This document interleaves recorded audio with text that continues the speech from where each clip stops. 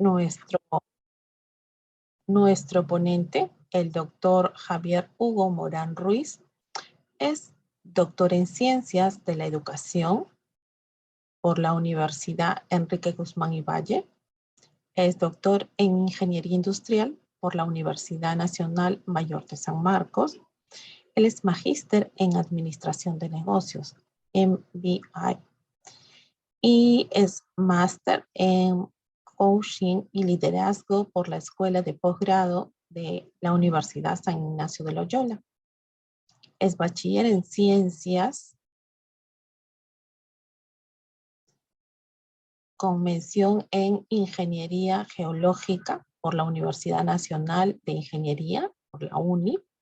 Ha realizado cursos en negociaciones transfronterizas por la Universidad de Tampa, Florida, Estados Unidos. Tiene un diplomado de Sistemas Integrados de Gestión, Calidad, Seguridad, Salud, Medio Ambiente y Responsabilidad Social por la SGS. Y ha desarrollado un curso de certificado de auditor líder en ISO 9001-2015 por IRCA. Es auditor interno en la norma ISO 21001.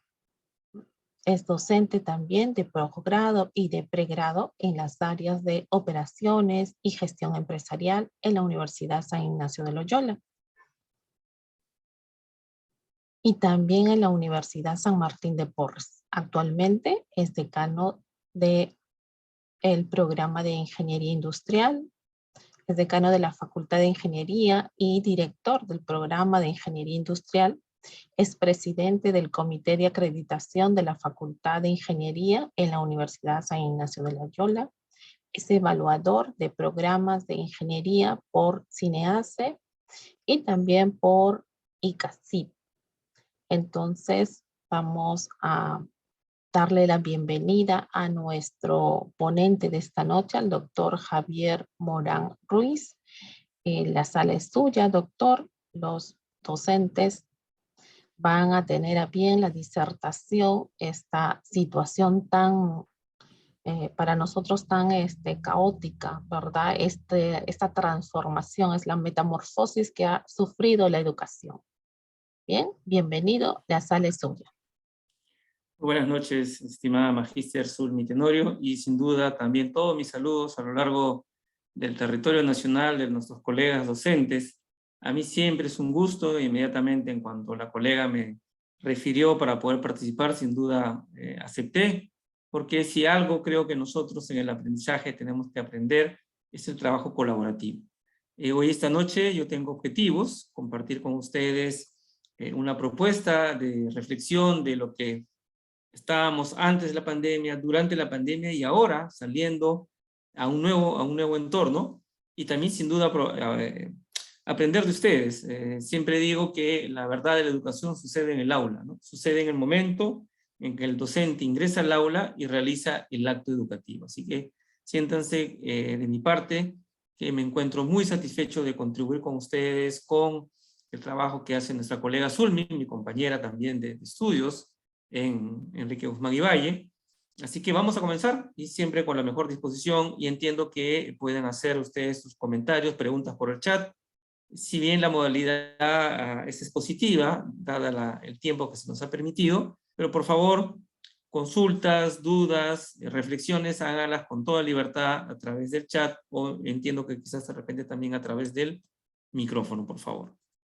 ¿De acuerdo? Entonces, vamos a comenzar nuestra exposición. Se nos plantea una especie de revisión en una línea de tiempo, como dijo la colega Tenorio, alrededor de lo que significó el estado de nuestro sistema educativo antes de la pandemia, durante y después. Me gustaría a mí contextualizar primero, y es muy importante contextualizar primero, cuál era el estado que consideramos, entre comillas, el normal en relación a las acciones educativas, en cuanto a la regulación que nos proveía el ministerio, las direcciones regionales o las gerencias regionales de educación a lo largo del país, y que de pronto la pandemia comenzó a descubrir y comenzó a mostrarnos que nos encontramos frente a un escenario muy, pero muy, muy difícil. Y seguramente hay dos palabras, seguramente que ustedes comparten conmigo, que son las que más nos han cuestionado en todo este tiempo. Dos cosas. El aspecto pedagógico, ¿no es cierto? Y el aspecto de la tecnología. Estoy seguro que lo que más hemos buscado aprender, corregir, reflexionar, cuestionar es cómo enseñamos y cómo la tecnología aparece ahora como un factor dentro de ese proceso. Recuerden que en aula ocurren acciones que podemos agrupar en dos tipos de procesos. El proceso cognitivo, que es toda la teoría del aprendizaje, ¿verdad? O sea, cómo aprendemos los seres humanos. Y está el otro grupo de acciones que hacemos en el salón, que es el proceso pedagógico, que es toda la teoría para enseñar. Cómo enseñamos y cómo aprendemos. Ese ha sido siempre, al margen de cómo cada uno quiera tomar una postura respecto a su propuesta educativa. Algunos seguramente revisan a Vygotsky, a Piaget, otros más hacia la tecnología, de repente están leyendo ya Siemens y el conectivismo, ¿no? Algunos cuestionan si la teoría de Siemens ya alcanzó la dimensión de la teoría del aprendizaje clásico que hemos conocido en nuestra formación, pero estoy seguro que esas dos cosas nos hemos cuestionado a partir del hecho de la pandemia y ahora en el nuevo terreno, digamos, post-pandemia.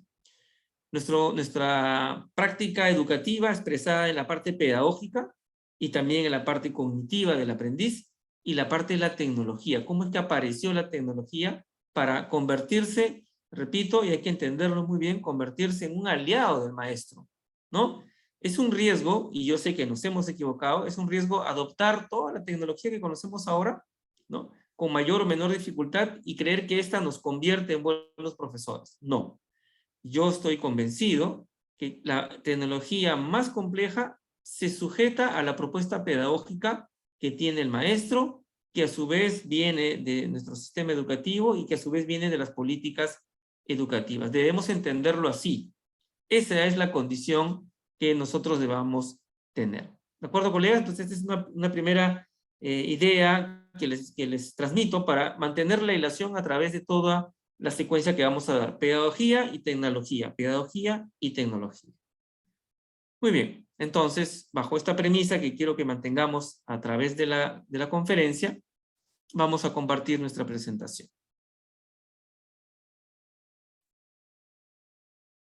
Bien. ¿Me confirman, por favor, si estamos viendo en sala? ¿Sí? ¿Me confirman?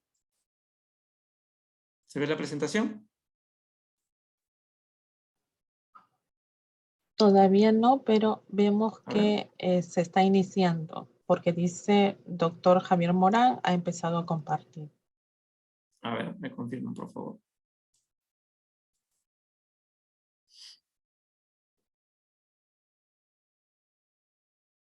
¿Todavía no?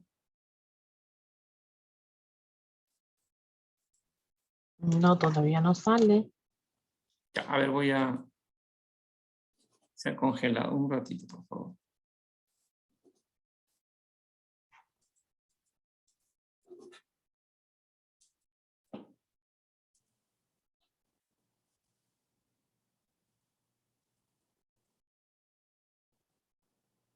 Sí se me escucha, ¿no? Sí, se te escucha Sí. bien. Ya, el problema es que se me ha congelado un ratito. Déjenme resolver esto un segundito. Ya. Ahora sí creo que vamos a poder. Vamos a plantearlo otra vez. A ver, un momentito, por favor.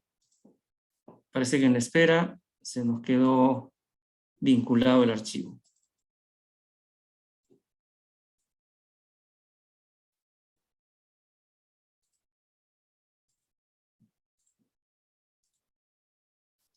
Ya, muy bien. ¿Me confirman ahora sí? Por favor. Ahora sí, perfecto. Ya, listo, colegas. Muy bien, entonces, la educación antes de la pandemia, en pandemia y post pandemia. ¿Alguien nos comenta por el chat? Ah, perfecto. Están todavía en los saludos los colegas. Muy bien, la pandemia. Bueno, ¿qué sucedía el año 2020? Una primera reflexión en relación a lo que... Sin duda ocurrió un hecho que no ocurría hace 100 años, que era un efecto sanitario pandémico, ¿no? La pandemia significa que la situación sanitaria ha alcanzado un nivel global, y esto fue así. Los primeros meses especulábamos que esto quedaba en China, pero no así, ¿verdad? Y esto comenzó a modificar muchas prácticas porque se tenía que dar el aislamiento para obviamente detener el contagio, y así ocurrió en el Perú desde el 16 de marzo, ¿verdad?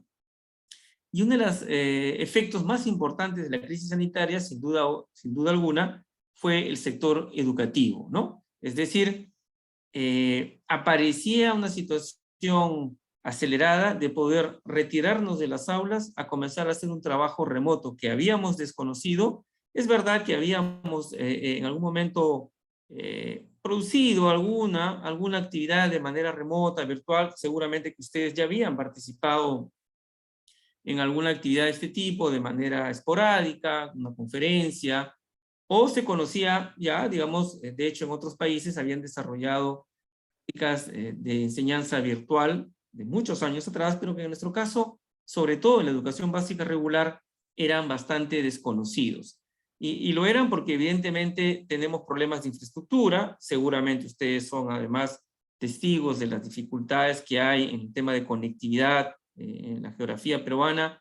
A veces tenemos cifras que solamente reflejan Lima, ¿no? Tenemos muchos celulares, todos tienen internet, todos tienen laptop, todos tienen computadoras, pero eso va cambiando a medida que nos vamos retirando en las zonas altoandinas o en las zonas amazónicas, ¿verdad? Donde la conectividad no existe y donde la disposición de los equipos tampoco es tan sencilla de acceder. Entonces, el sector educativo no fue ajeno a esto y tiene que avanzar en dirección al concepto de transformación digital. Teníamos que rápidamente acostumbrarnos a usar infraestructura, tecnología, pero lo más difícil, colegas, lo más difícil, porque finalmente, con todas las dificultades, pudimos habernos apropiado de los sistemas, de los equipos. Finalmente el Estado pudo haber proveído todo esto. Para mí lo más difícil es cómo se realiza el acto educativo a través de los medios, de la tecnología, y ya no de manera presencial. Esa es para mí la mayor dificultad que la pandemia nos propuso y que en un periodo muy corto teníamos que resolver. Claro, y lo comenzamos a resolver de una manera poco eficiente y poco satisfactoria, porque simplemente asumíamos que hacíamos lo mismo que hacíamos en aula, solamente que lo hacemos ahora frente a una pantalla. Y eso evidentemente no es así. Las condiciones del proceso de enseñanza-aprendizaje que realizamos de manera presencial recogen una ruta, una metodología, las fases ustedes las conocen, ustedes saben elaborar su plan de clase, su sesión de clase, qué recursos van a utilizar, cómo van a evaluar. Pero en el escenario digital, que es donde hemos ingresado, digamos, forzadamente, en función de lo que ocurrió con la pandemia, todavía no hemos, creo yo, reflexionado lo suficiente para entender cómo se realiza este mismo proceso, pero a través de una actividad que sea básicamente de tipo remota, a través de medios virtuales, como lo que significan las diferentes plataformas a través de Internet. Y más aún, porque entiendo que ahora, según las normativas que estamos leyendo últimamente del Ministerio, retornamos a una fase presencial que inicialmente se quería hacer de una manera muy conservadora, pero parece que ahora avanza de una manera bastante agresiva. Entonces nos hacemos otra vez una pregunta. Entonces, ¿lo avanzado y lo aprendido usando la tecnología es abandonado? No. Creo que esa parte no va a ser abandonada. Creo que esa circunstancia se va a quedar con nosotros y al final, obviamente respetando las categorías de la educación básica regular, habrá componente tecnológico de manera definitiva. Habrá componente de educación remota de manera definitiva. Pero sigo insistiendo que en cualquier circunstancia, observar que la parte pedagógica es la que predomina sobre cualquier actividad que hagamos con herramientas de tecnología que hemos aprendido, las aulas virtuales, usar el Classroom, usar el aula invertida, tantas herramientas que usan ahora ustedes, el Kahoot, el Mentimeter, las pizarras, etcétera, ¿verdad? Son medios para que el proceso educativo tenga éxito. Y la única manera de probar que tenga éxito es en el desempeño de los estudiantes. Todavía no tenemos datos, por ejemplo, de lo que va a suceder cuando se midan los desempeños que hace el Ministerio de Educación de los estudiantes. Hay cifras aisladas que, digamos, tienen como hipótesis que estos desempeños van a descender, es decir, lo que se había avanzado hasta el 2020 y se comienza a medir al 22, a priori, pareciera, va a demostrar que en estos 2 años ya de trabajo remoto en las aulas ha significado que ha disminuido el desempeño de los alumnos en cada uno de los objetivos que teníamos nosotros en cada unidad y en cada categoría de la educación básica regular. Pero hay que medirlo. Recuerden que si no lo hacemos, tampoco tenemos hallazgos sobre los cuales tomar alguna decisión. Entonces, la pandemia nos encuentra en una situación sanitaria, nos empuja y nos lleva aceleradamente a utilizar la tecnología y creo que es un proceso de confusión, es un proceso complicado que tuvimos que todavía, creo yo, estudiar para sacar adelante algunas conclusiones. ¿Qué más? Hay que hacer una diferencia, además, recuerden ustedes, en nuestra educación, la mayor oferta se encuentra casi igual, casi de manera equitativa en la oferta pública o privada, ¿verdad?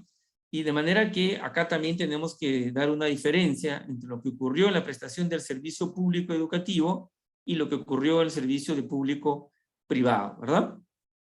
En primer lugar, ustedes fueron testigos de una clara demora en implementación del Estado por parte de dar recursos, capacitaciones a los maestros para que puedan desde el aula virtual poder atender esta propuesta educativa.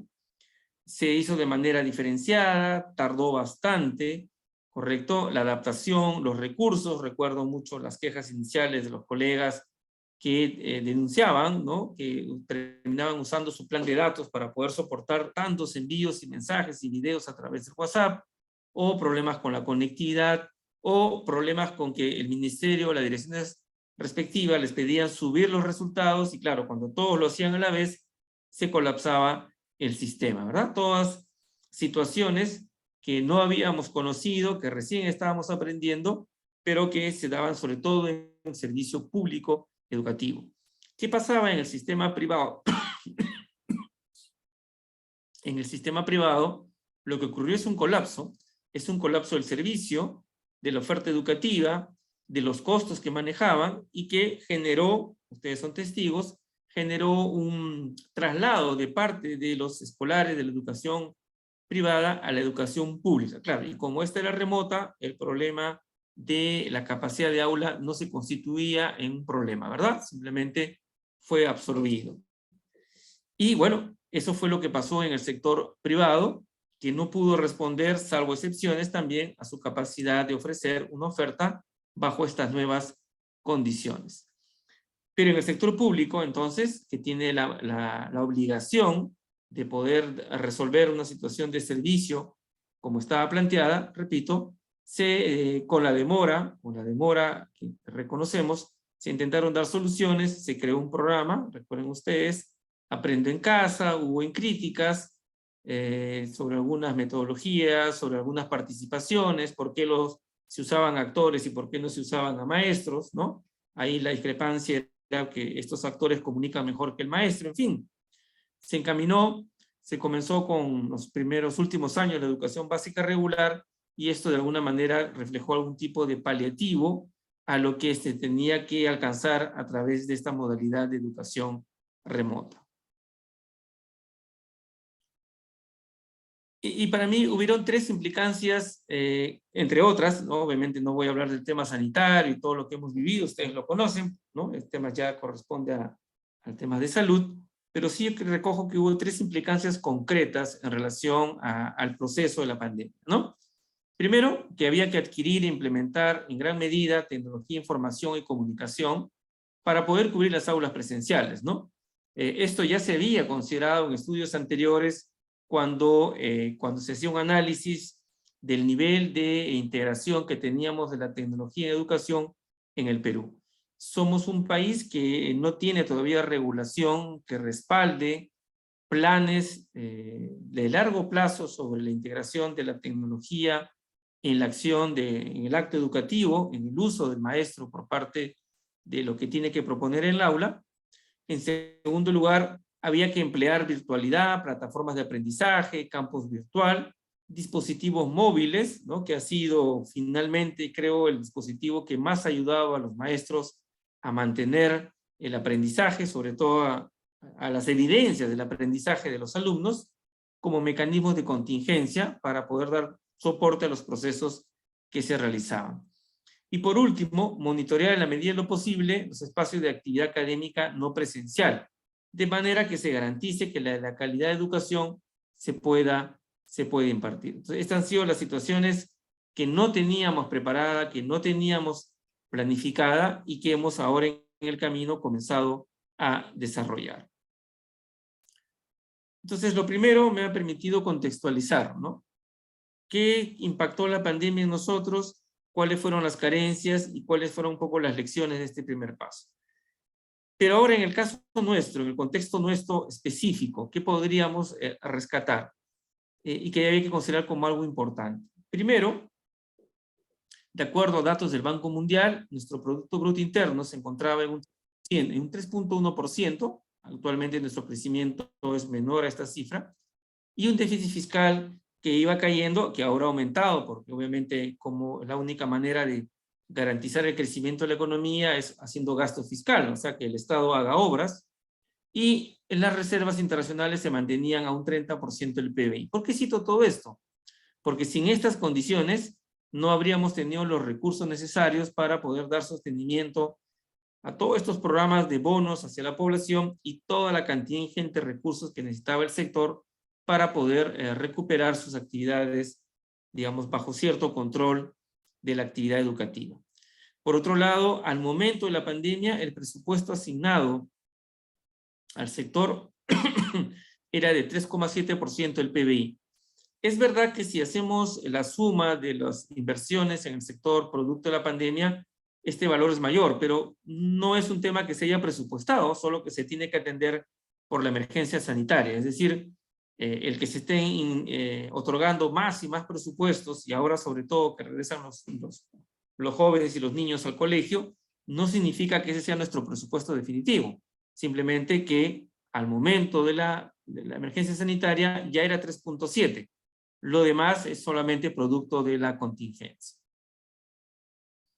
Y por otro lado, hacer una diferenciación, porque nuestra población, en lo que es la parte socioeconómica, ¿no?, representaba en el área urbana el 18% de familia con escasos recursos, un 34% emergente, un 32% media emergente, y un 14% medianamente consolidada y un 2% de mayores recursos. Esta descripción socioeconómica ha cambiado. Ustedes saben que se ha producido, digamos, situaciones difíciles de desempleo que ha afectado sobre todo a la pequeña empresa, y seguramente un siguiente cálculo de estas categorías socioeconómicas nos van a mostrar que se ha desplazado población que tenía una cierta economía, llamemos emergente o medianamente consolidado, ha retornado a situaciones precarias. Y eso tiene que ver con la actividad educativa, porque eso, ustedes saben, genera en parte la población escolar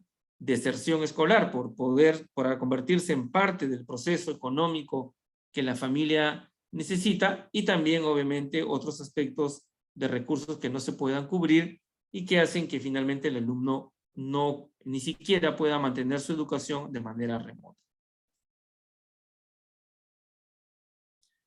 ¿Y cuál es el estado de nuestros indicadores de tecnología al momento de la pandemia? Fíjense, se hicieron los últimos dos censos, se hicieron el año 2007 y el año 2017. Los hogares con al menos que tenían tecnología pasaron de 53.3 a 86.1%. Ahora estamos hablando de manera general país, no estoy especificando por región, es lo que sucedió en general, ¿no? Los hogares según su tendencia internet pasaron de 6.8 a 28. Y acá viene la diferencia, ¿no? Porque parecieran las primeras cifras bastante altas. Sin embargo, dice, las zonas altoandinas tuvieron un crecimiento promedio del 9%, al igual que las zonas amazónicas. Entonces, miran ustedes que la primera cifra debe debe estar vinculada a Lima o a las zonas urbanas con mayor desarrollo, pero vean ustedes que la brecha se hace bien grande si ya hablamos del uso de Internet en áreas altoandinas y en áreas amazónicas. La condición de tenencia de televisión por cable pasó de 15.5 a 37.6. Acá es importante el tema de la televisión. Recuerden que hace años, y esto ocurrió probablemente por los 60, 70, había programas en televisión vinculados a temas educativos, pero nadie en el año 20 hubiera pensado que la televisión regresaba como el principal medio del proceso por el cual se realizaba el acto educativo, tanto del profesor y del aprendizaje tanto del alumno. Así que no era poco importante tener esta cifra. Por otro lado, la condición de tenencia de teléfono celular pasó de 42.9 a 83.8. Este hecho es sumamente importante porque en el comportamiento del uso del medio preferente entre el maestro y el alumno, sin duda el equipo celular lo ha sido, y como sistema de aplicativo lo ha sido el WhatsApp. En cambio, obviamente, la condición del teléfono fijo ha disminuido y seguirá disminuyendo. Justo han reportado ayer que en el Perú hay funcionando 41 millones de celulares. Nuestra población actual bordea los 34. Quiere decir que, miren ustedes, ya tenemos más celulares que personas en el Perú. 41 millones de celulares. Y los hogares no tienen ningún acceso a TIC, pasaron de 46.7 a 13.9. Sí, colega Rosita, adelante.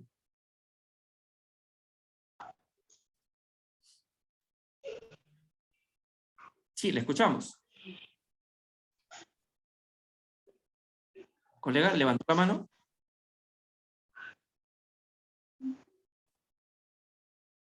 Perfecto, bueno. Vi que había levantado la mano, pensé que quería participar. Ok, en todo caso, colegas, pueden hacer por el chat o como hizo la colega, levantar la mano y hacer su pregunta o su reflexión. Correcto. Bien, importante además que esto que he mencionado de qué tanto estábamos cercanos a la infraestructura de tecnología para dar respuesta a la pandemia, es muy parecido a lo que pasa en América Latina, ¿no? Acá voy a mostrar, permítame, esta imagen de acá es una gráfica que muestra 4 niveles de acceso a lo que es uso de tecnología para educación, ya sea a través del móvil, a través de recursos abiertos de tecnología o a través de los famosos cursos en línea, ¿no? Que ahora ustedes pueden tomar de forma gratuita también, por ejemplo. Se clasifica a nivel avanzado, transaccional, emergente y limitado. Fíjense, esto es en el mundo globalmente, y fíjense acá en la flecha, ¿no? América Latina y el Caribe, con las justas pasa a un nivel emergente. O sea, todo el factor, la industria educativa en América Latina, en lo que es el uso de tecnología, está casi prácticamente en el nivel emergente. Ahora, esto tiene actores que destacar. En la región, colegas, por ejemplo, Costa Rica, Uruguay, están un paso adelante en promedio de los demás países. Pero digamos, como región, nos encontramos en una situación apenas emergente. Y en este gráfico de acá, manteniendo las mismas categorías, si estamos a nivel avanzado, transicional, emergente o limitado, ya podemos ubicar nuestra posición acá. Acá está el Perú con 4.1, superando el tema emergente y colocándose a nivel transicional, ¿no? Pero miren la diferencia enorme que tenemos con Chile, con Uruguay, con Costa Rica, con Panamá, ¿no? Entonces, la forma como las condiciones se dieron también son explicadas por el estatus que teníamos antes de la pandemia. Por lo tanto, de un día para otro no lo íbamos a modificar tampoco. ¿Algún comentario? Bueno, siguen los saludos a los colegas, muy bien. Entonces, quería mostrarles esto, ¿no? Al momento de la pandemia, nuestras tendencias de digitalización en temas de educación nos daban prácticamente una condición emergente respecto a la región y respecto a nosotros como país dentro de ella.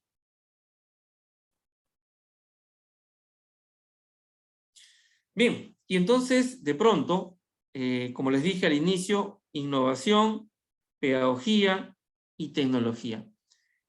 Y los maestros que siempre tienen, digamos, la posición junto con el aprendiz, junto con el alumno del acto educativo, recuperan un protagonismo digamos, un protagonismo saludable en el acto educativo en el aula, y que nos lleva a una pregunta, ¿no? Porque era la pregunta que nos hacíamos todos respecto a cómo resolver estas circunstancias, ¿no?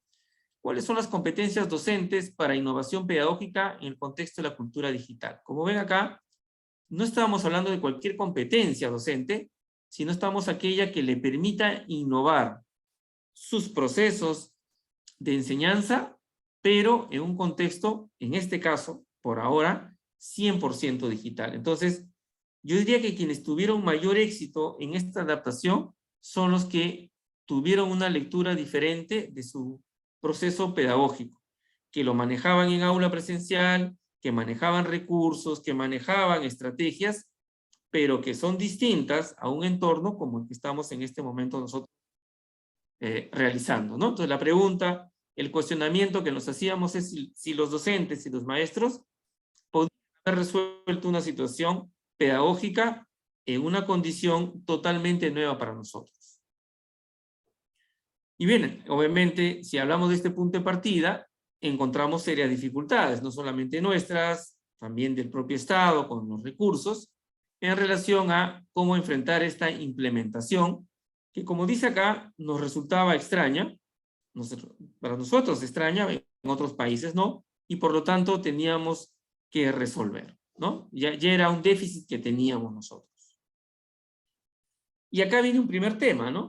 Porque para que yo quiera resolver estas capacidades de los maestros en aula, quiera corregir y quiera mejorar su desempeño en este sistema, yo necesito una línea de base diagnóstica. Es decir, yo no puedo saber qué acción voy a tomar si este es el estado actual de maestro en su competencia para hacer una educación remota, ¿correcto? Y él necesita estar acá.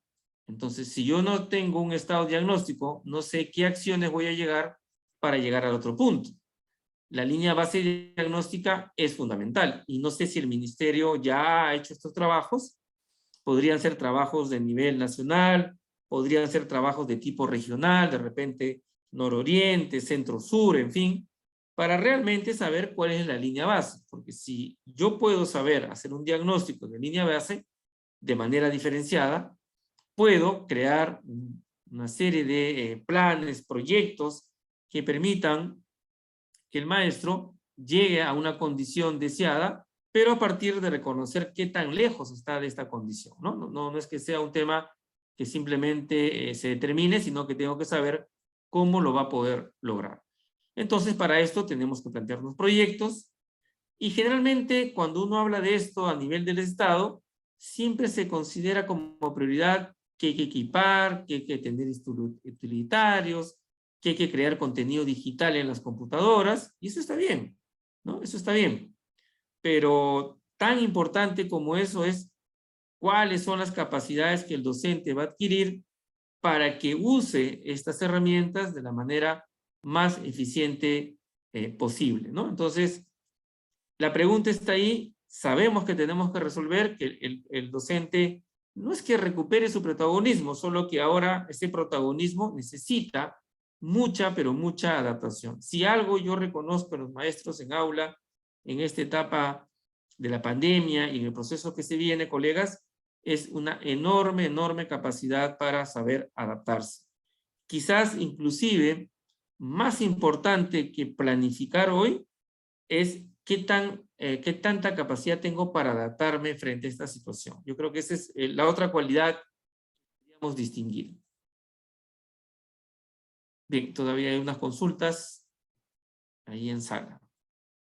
Y entonces, les propongo la otra pregunta central. ¿Estamos preparados pedagógicamente? Creo para mí, repito, al margen de la escasez de recursos o cómo hemos adaptado lo necesario desde el punto de vista material, esta era la pregunta que nos teníamos que hacer en este proceso ya en plena pandemia.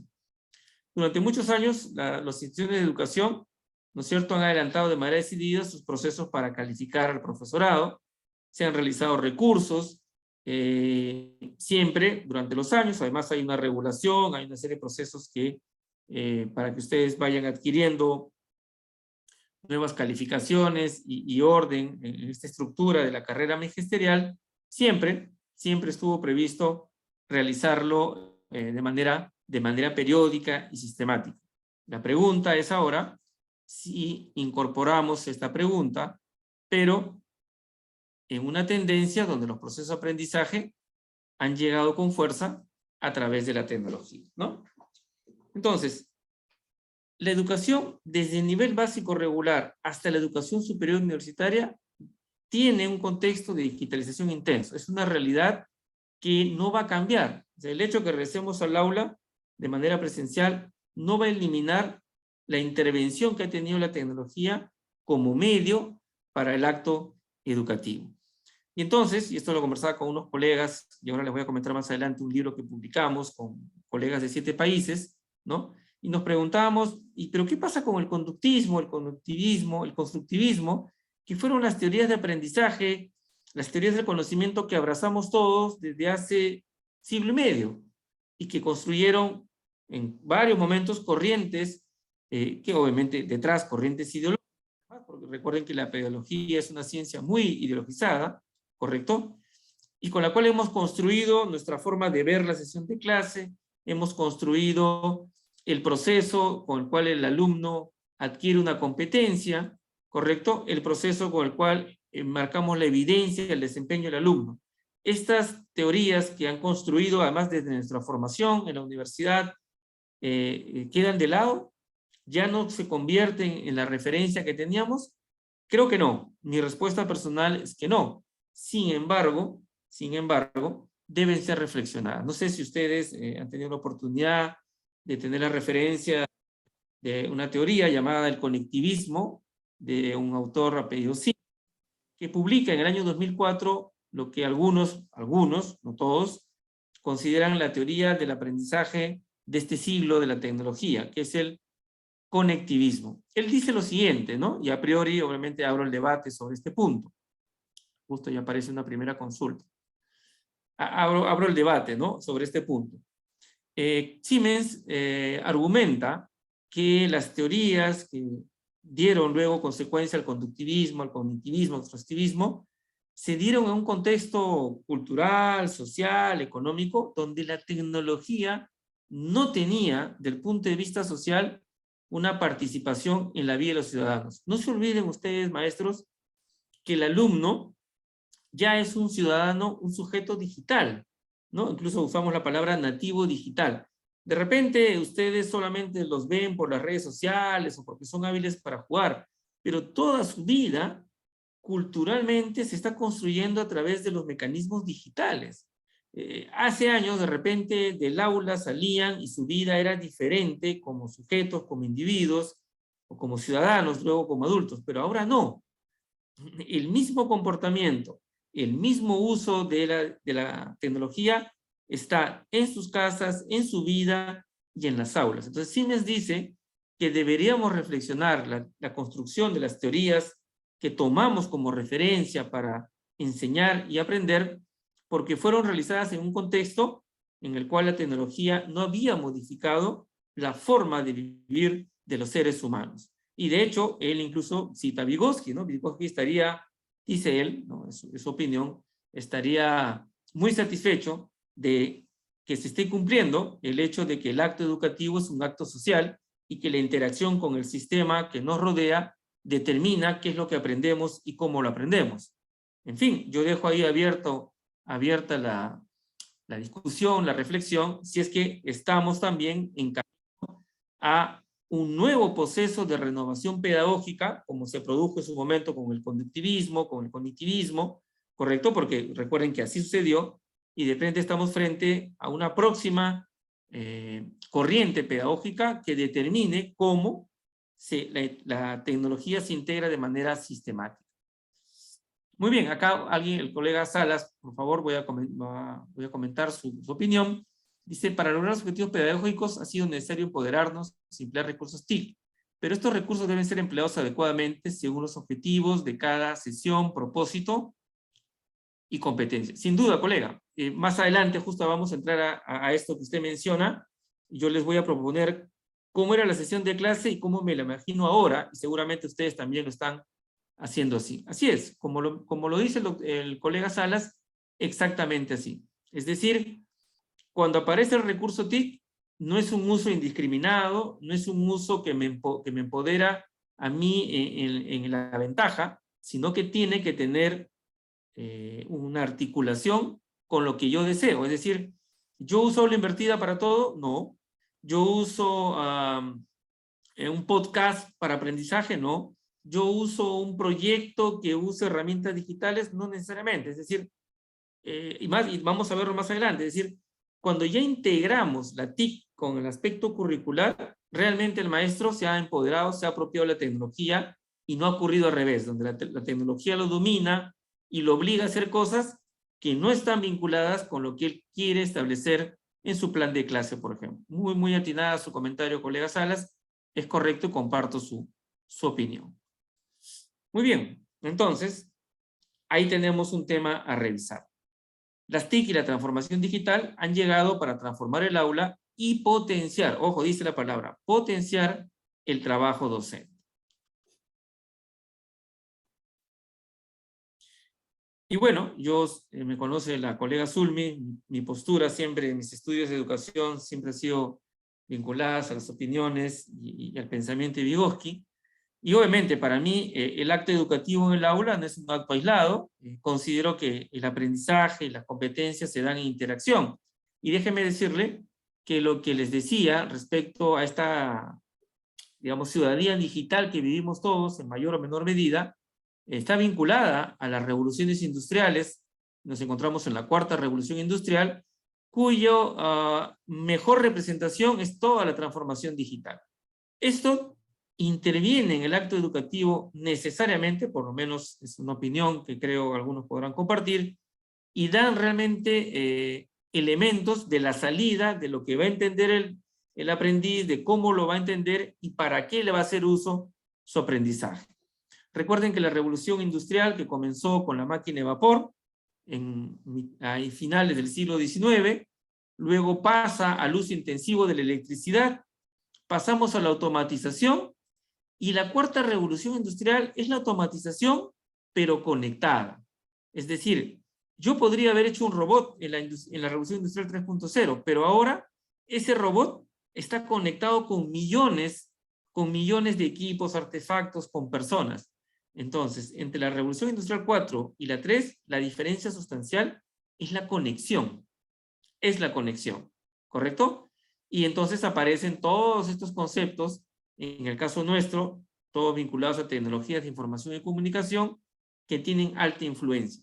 Claro, nosotros en el Perú lo hemos sentido a partir de la pandemia, pero en otros países, colegas, este tema del uso de la tecnología, de las aulas virtuales, del aula invertida, ya son temas que tienen años. Fíjense, ¿alguien recuerda cuál es el origen del aula invertida? ¿Quiénes son los autores del aula invertida? ¿A quiénes se le ocurrió el aula invertida? ¿Alguien ha leído, conoce el tema? ¿A quién se le ocurrió el método del aula invertida? ¿Y por qué lo hicieron? Y eso ya ocurrió hace mucho tiempo. Se le ocurrió a dos profesores de química de colegio en los Estados Unidos. ¿Y saben por qué se les ocurrió? Porque ellos tenían una preocupación y pensaban, hay clases que hay alumnos que no vienen. ¿Cómo hacemos? La siguiente clase tengo que tomar un tiempo de inicio para explicar otra vez a los que no vinieron.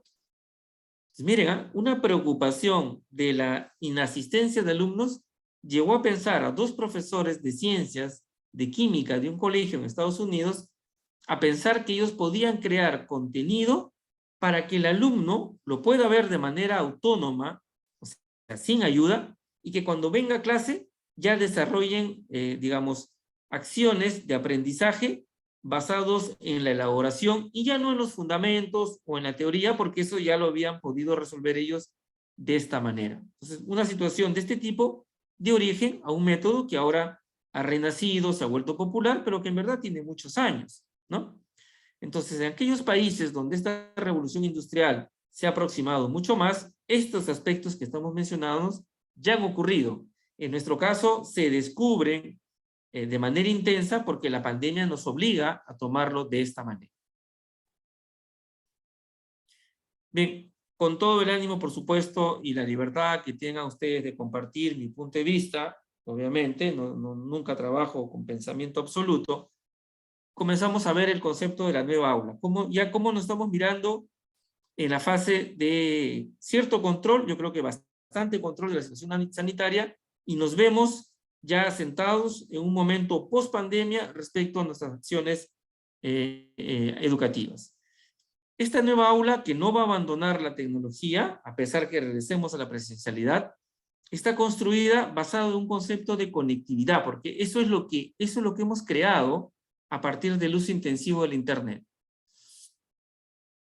Así es, colega Salas, así es. Gracias también, vamos a reiterar su opinión, claro que sí. Genera el conocimiento previo para la clase y construye el aprendizaje significativo. Así es, colega, exactamente. Pero con una diferencia, obviamente. Cuando estos colegas americanos crean el sistema, ese contenido, conocimiento previo, era elaborado de una manera todavía, ¿cómo le puedo decir?, un poco rústica. En cambio ahora hay una enorme cantidad de herramientas para crear conocimiento previo. Un video, un podcast, un blog, una web, ¿no? ¿Se da cuenta? Antes era prácticamente hacer una grabación o hacer un documento en Word y que lo lean. Ahora no. Ahora existen medios para que ese contenido de aprendizaje previo tenga muchas herramientas. Muchas gracias por su participación. Entonces, el aula, la nueva aula, tiene un centro que va a mantener el concepto de comunidad de aprendizaje.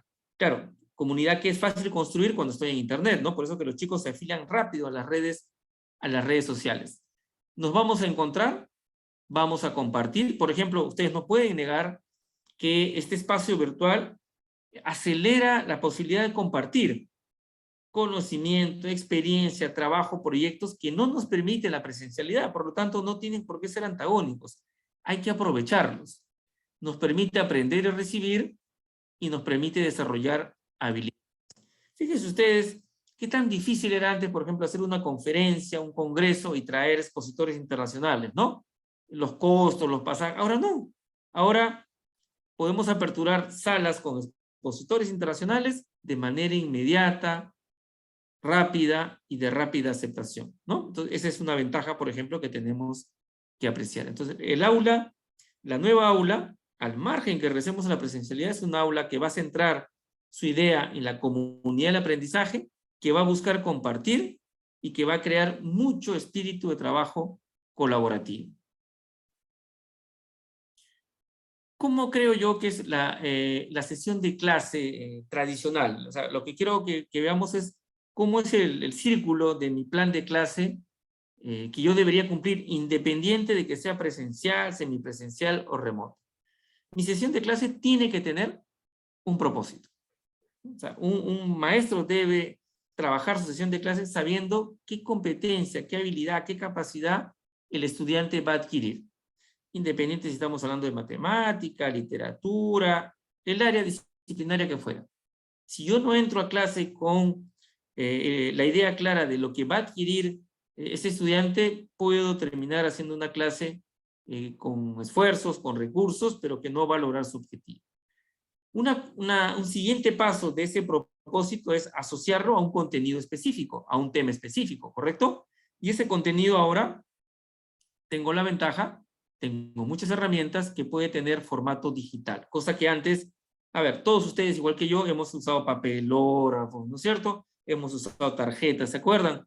Todo eso es válido, pero ahora, colegas, hemos aprendido que lo podemos hacer de manera digital además. Bien, algunas consultas por interno. Entonces, objetivo, propósito de mi sesión de clase. ¿Qué va a adquirir el alumno? Adquisición como concepto de conocimiento, capacidad, aprendizaje. Respecto a qué contenido lo voy a hacer.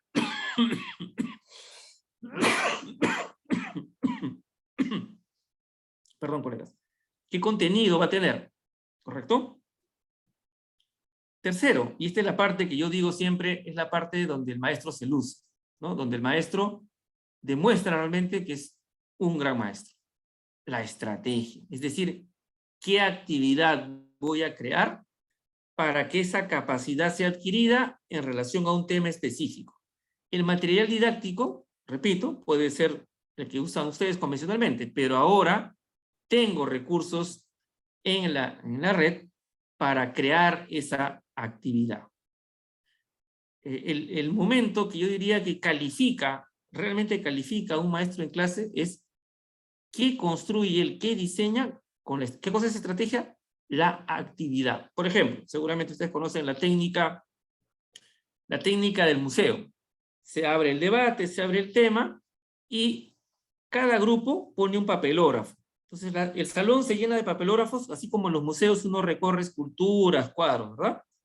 Entonces, cada grupo recorre los papelógrafos y todos los miembros del equipo hacen como si fueran los guías del paseo por el museo y todos tienen que explicar el resultado del trabajo del equipo. Ya, esa es la actividad que a mí se me ocurrió para asegurarme que todos los miembros del equipo tengan el mismo dominio sobre el tema resuelto. Porque, claro, cuando yo trabajo en equipo, trabaja uno, trabajo dos, pero yo no tengo la certeza de que todos han alcanzado la competencia o la capacidad. Ya, a eso me refiero con la estrategia. ¿Qué actividad han creado ustedes, sabiendo que tienen un propósito que va a adquirir el aprendiz y sabiendo que es respecto a un contenido, ¿no? El agua, el medio ambiente, la matemática, lo que fuera. Y después que han hecho eso, ustedes necesitan una evidencia del aprendizaje, que puede ser presencial o que puede ser virtual. Ustedes miden y evalúan, que son dos cosas diferentes. Medir es tener datos, a registrar hallazgos del desempeño. Evaluar es algo distinto. Evaluar es hacer juicio de valor de esos hallazgos. No confundamos. Cuando yo lleno mi acta y me pide la dirección mi acta, y luego y el colegio envía el acta a la UGEL, etcétera, está mandando datos. Porque nuestro sistema ha categorizado que hasta 10 te jalo y a partir de 11 estás aprobado. Es el sistema, aunque ahora estamos usando ya en primaria el sistema de calificación cualitativa, ¿verdad? Que todavía está amarrado a un intervalo de notas. Pero cuando yo mido, registro desempeños, califico, pero no estoy evaluando. Evalúo cuando me pregunto, ¿y por qué en mi salón todos están con 12, con 10, con 0, con 1? Cuando me pregunto por qué y cuando me pregunto qué hago para cambiar eso, ahí el maestro está evaluando. Pero cuando yo utilizo un método para calificar, para ver evidencia, solo estoy registrando, hallando cosas. No estoy evaluando, ¿no? A veces hemos hecho que la nomenclatura confunda medición con evaluación, pero son cosas distintas. Porque si el maestro solo mide y no evalúa, va a seguir midiendo y no va a modificar los hallazgos. Siguen y siguen saliendo desaprobados, porque sigues midiendo nada más. Pero si tú evaluaras, vas a tomar acciones para corregir eso, ¿no es cierto? Es decir, si tú solamente mides y miras tu acta, vas a seguir registrando notas y obviamente los alumnos van a estar a la izquierda de la nota que tú deseas. Pero si tú, después de ese hallazgo, ¿correcto?, comienzas a pensar, ¿y por qué sucede esto? Y tomas acción, vuelves a medir, vuelves a registrar datos y tus alumnos tienen que haber mejorado y, digamos, haber desplazado mejor su nota hacia la derecha, pensando en la escala de 0 a 20. Es así yo como concibo mi sesión de clase. A ver, ¿alguien nos quiere compartir algo? Ah, perfecto, está en información interna. Es así como yo concibo mi clase, ya sea presencial o ya sea de manera remota.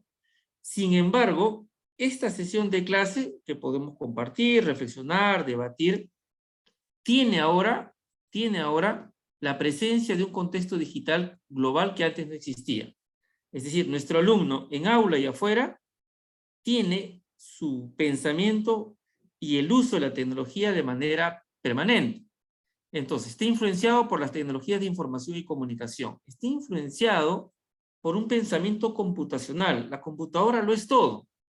Está influenciado por la inteligencia artificial. Ustedes han visto que ya el ser humano puede construir sistemas de autonomía inteligente que puede aprender. Yo le puedo enseñar a un robot con entrenamiento a que tome decisiones. Por ejemplo, acá en el Perú hay universidades que, por ejemplo, quieren determinar cuál es la mejor posición para la recepción en el deporte, en el vóley. Entrenan con imágenes, con muchas imágenes, entrenan un brazo robótico hasta encontrar la mejor posición del brazo para que la bola sea retenida en forma correcta. Y luego eso es utilizado en los entrenamientos con las jugadoras de vóley. Y así puedo darles muchos ejemplos del uso de inteligencia artificial. Entonces, este maestro sigue cumpliendo su rol en los procesos pedagógicos y cognitivos, pero ahora tiene que tomar en cuenta la intensidad del uso de herramientas digitales. Este es nuestro escenario de la época post-pandemia, diría yo. Ha sido un aprendizaje fuerte, ha sido un aprendizaje acelerado, pero ahora nos necesita ver en esta forma. La sesión de clase sigue siendo la misma sesión de clase en el sentido de las fases, de los momentos, pero tiene que integrar elementos de tecnología. Todos recuerdan seguramente la taxonomía de Bloom, ¿verdad? La hemos utilizado para hacer nuestras rúbricas, para definir nuestras competencias, en la ruta de la forma como vamos adquiriendo nuestras capacidades. Primero solamente recordamos, y yo puedo tomar una prueba para ver si los alumnos pueden recordar, sí, siempre y cuando sintonice con mi propósito. Luego puedo elevar la complejidad y crear algún tipo de producto y aplicar un instrumento para que el alumno me demuestre que ha entendido.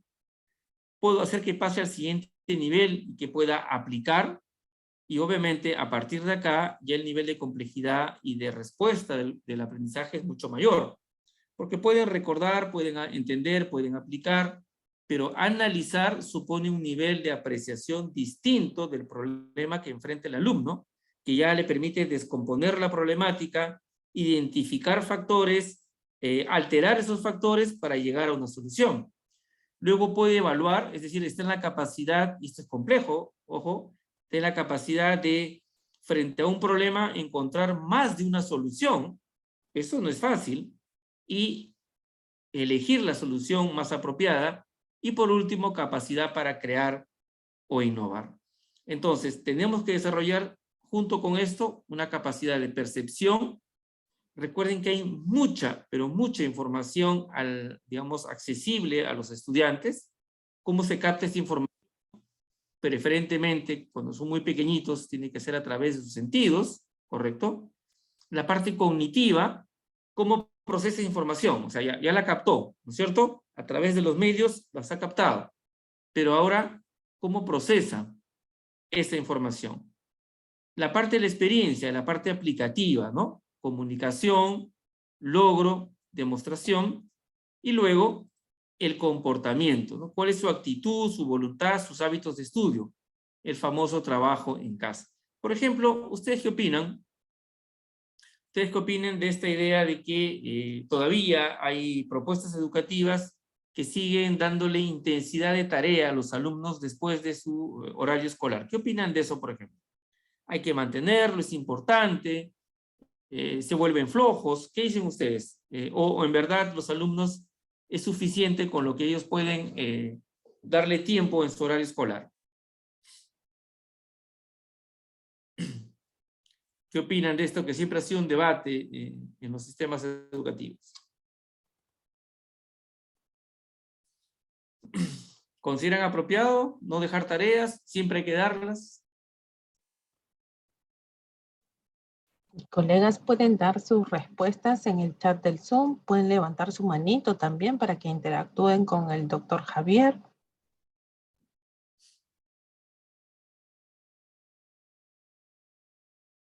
Correcto, la colega Susana dice, considera que sí se debe dar, pero de manera práctica, sin nivel de saturarlos. La colega Rosario levanta la mano. Adelante, colega.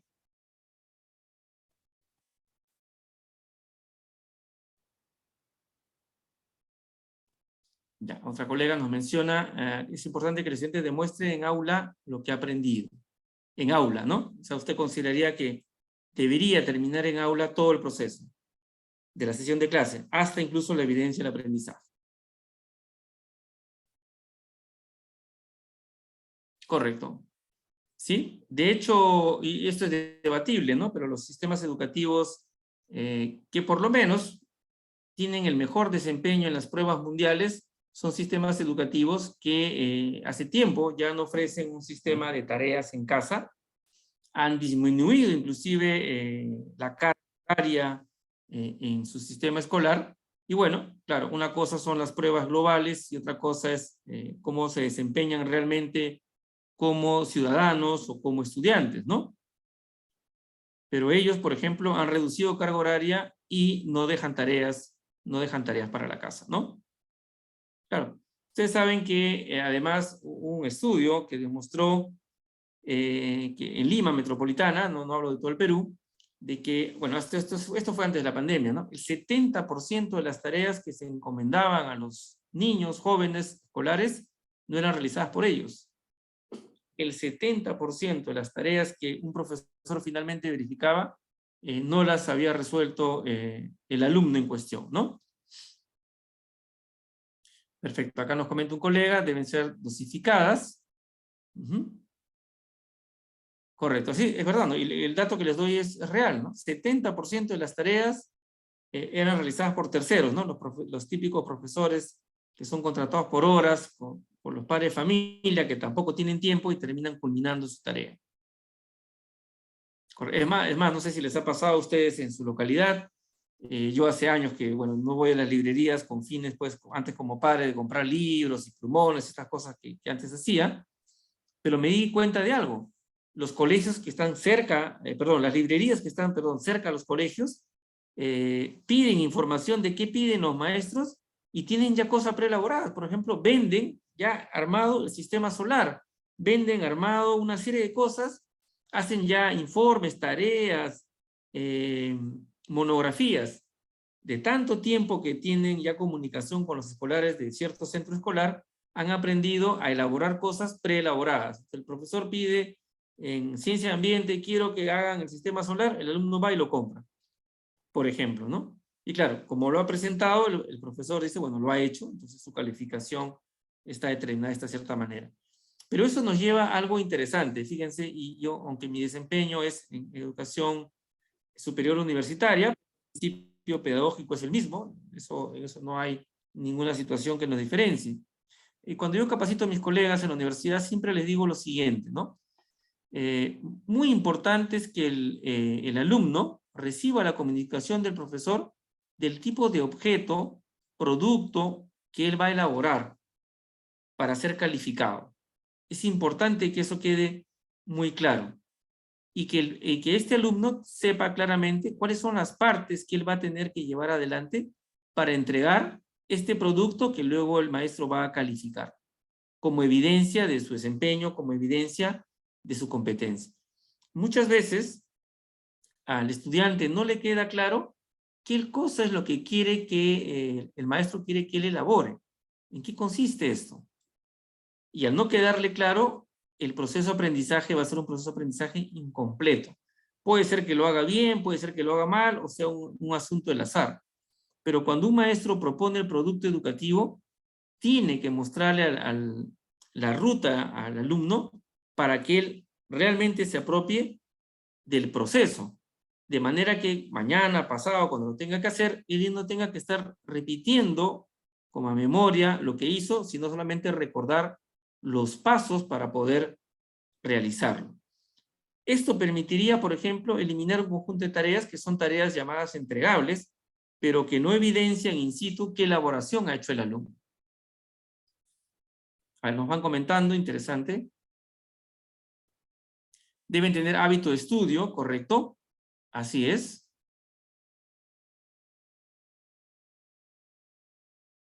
Sí, sin duda, yo también estoy en desacuerdo. Me ha tocado pasar un poco esa experiencia. Efectivamente, hay colegios que dejan de un día para otro decenas de ejercicios de matemática, ¿no? Sí, correcto. Y claro, como le digo, ¿qué hace ese niño con la presión que recibe? La mamá termina contratando a una persona de clases particulares y esa persona es la que hace los problemas. El alumno cumple, probablemente aprueba, pero al final seguramente no puede resolver una ecuación de primer grado con una incógnita, no puede resolver problemas de cinemática de física o no puede hacer un tema de comprensión lectora porque no lo ha hecho. Muy bien, excelente, colegas.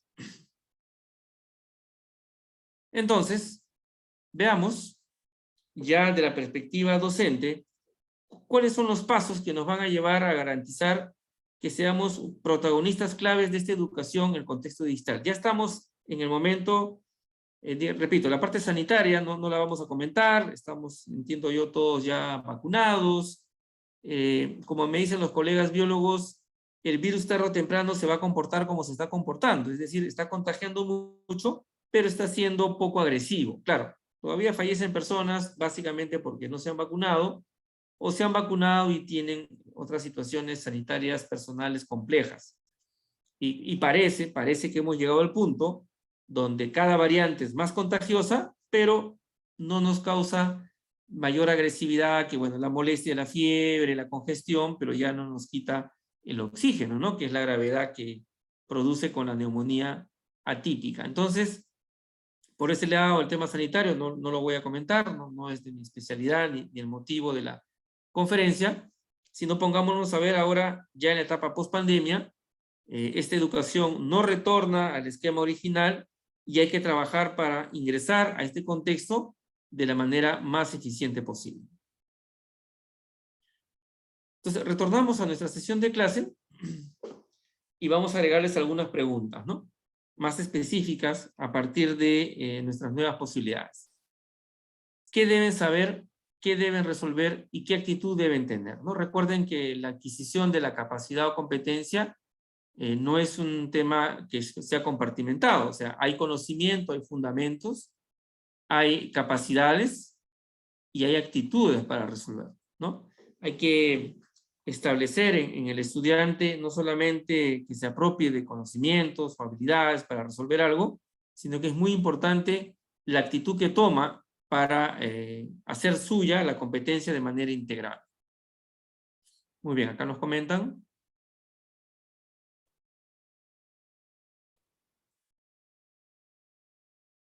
¿Correcto? Así es, totalmente de acuerdo con usted. Creo que entonces estamos compartiendo esta modificación de creer que el cumplimiento de tareas podría garantizar una evidencia de la competencia que aparente en su mayoría no se daba, ¿verdad? No se daba, creo que todos éramos conscientes que no se daba. Cuando pasamos al ámbito del contenido digital, ¿no? Nos preguntamos cuál es el ámbito temático, cuál es el tema específico, el contenido que tiene nuestra sesión de clase, y cuál es la acción metodológica, a través de qué método, mecanismo yo voy a crear, ¿no? Lo que los pedagogos dicen, el conflicto cognitivo, ¿no? Seguramente han leído sobre esto. ¿Cuál es el tiempo? Hay un tiempo, ¿no? Ustedes, igual que yo, se da cuenta en aula. Ahora en el aula virtual no mucho, porque bueno, no prenden la cámara, pero en el aula presencial creo que todos nos comenzamos a dar cuenta cuando un alumno realmente nos está siguiendo con interés, ¿no? Y ese tiempo no es muy largo, ¿no? Son minutos breves. Pero si lo hace, va a continuar enganchado a la propuesta que nosotros le hagamos. Y eso va a depender mucho, obviamente, de la forma como presentamos la clase. Luego viene la parte de la actividad, la estrategia, como les dije, que es lo que para mí cualifica a un buen maestro y que es el proceso de enseñanza-aprendizaje, ¿no? ¿Qué recursos necesito para que en esta acción se incorpore mi propósito y mi contenido? Y finalmente voy a medir y evaluar a través de cualquier medio, ¿no? ¿Cuál es la técnica? ¿Cuál es el instrumento? ¿Y cuáles son los indicadores de desempeño? Son cosas distintas, ¿no? Por ejemplo, la técnica puede ser evidencia de desempeño.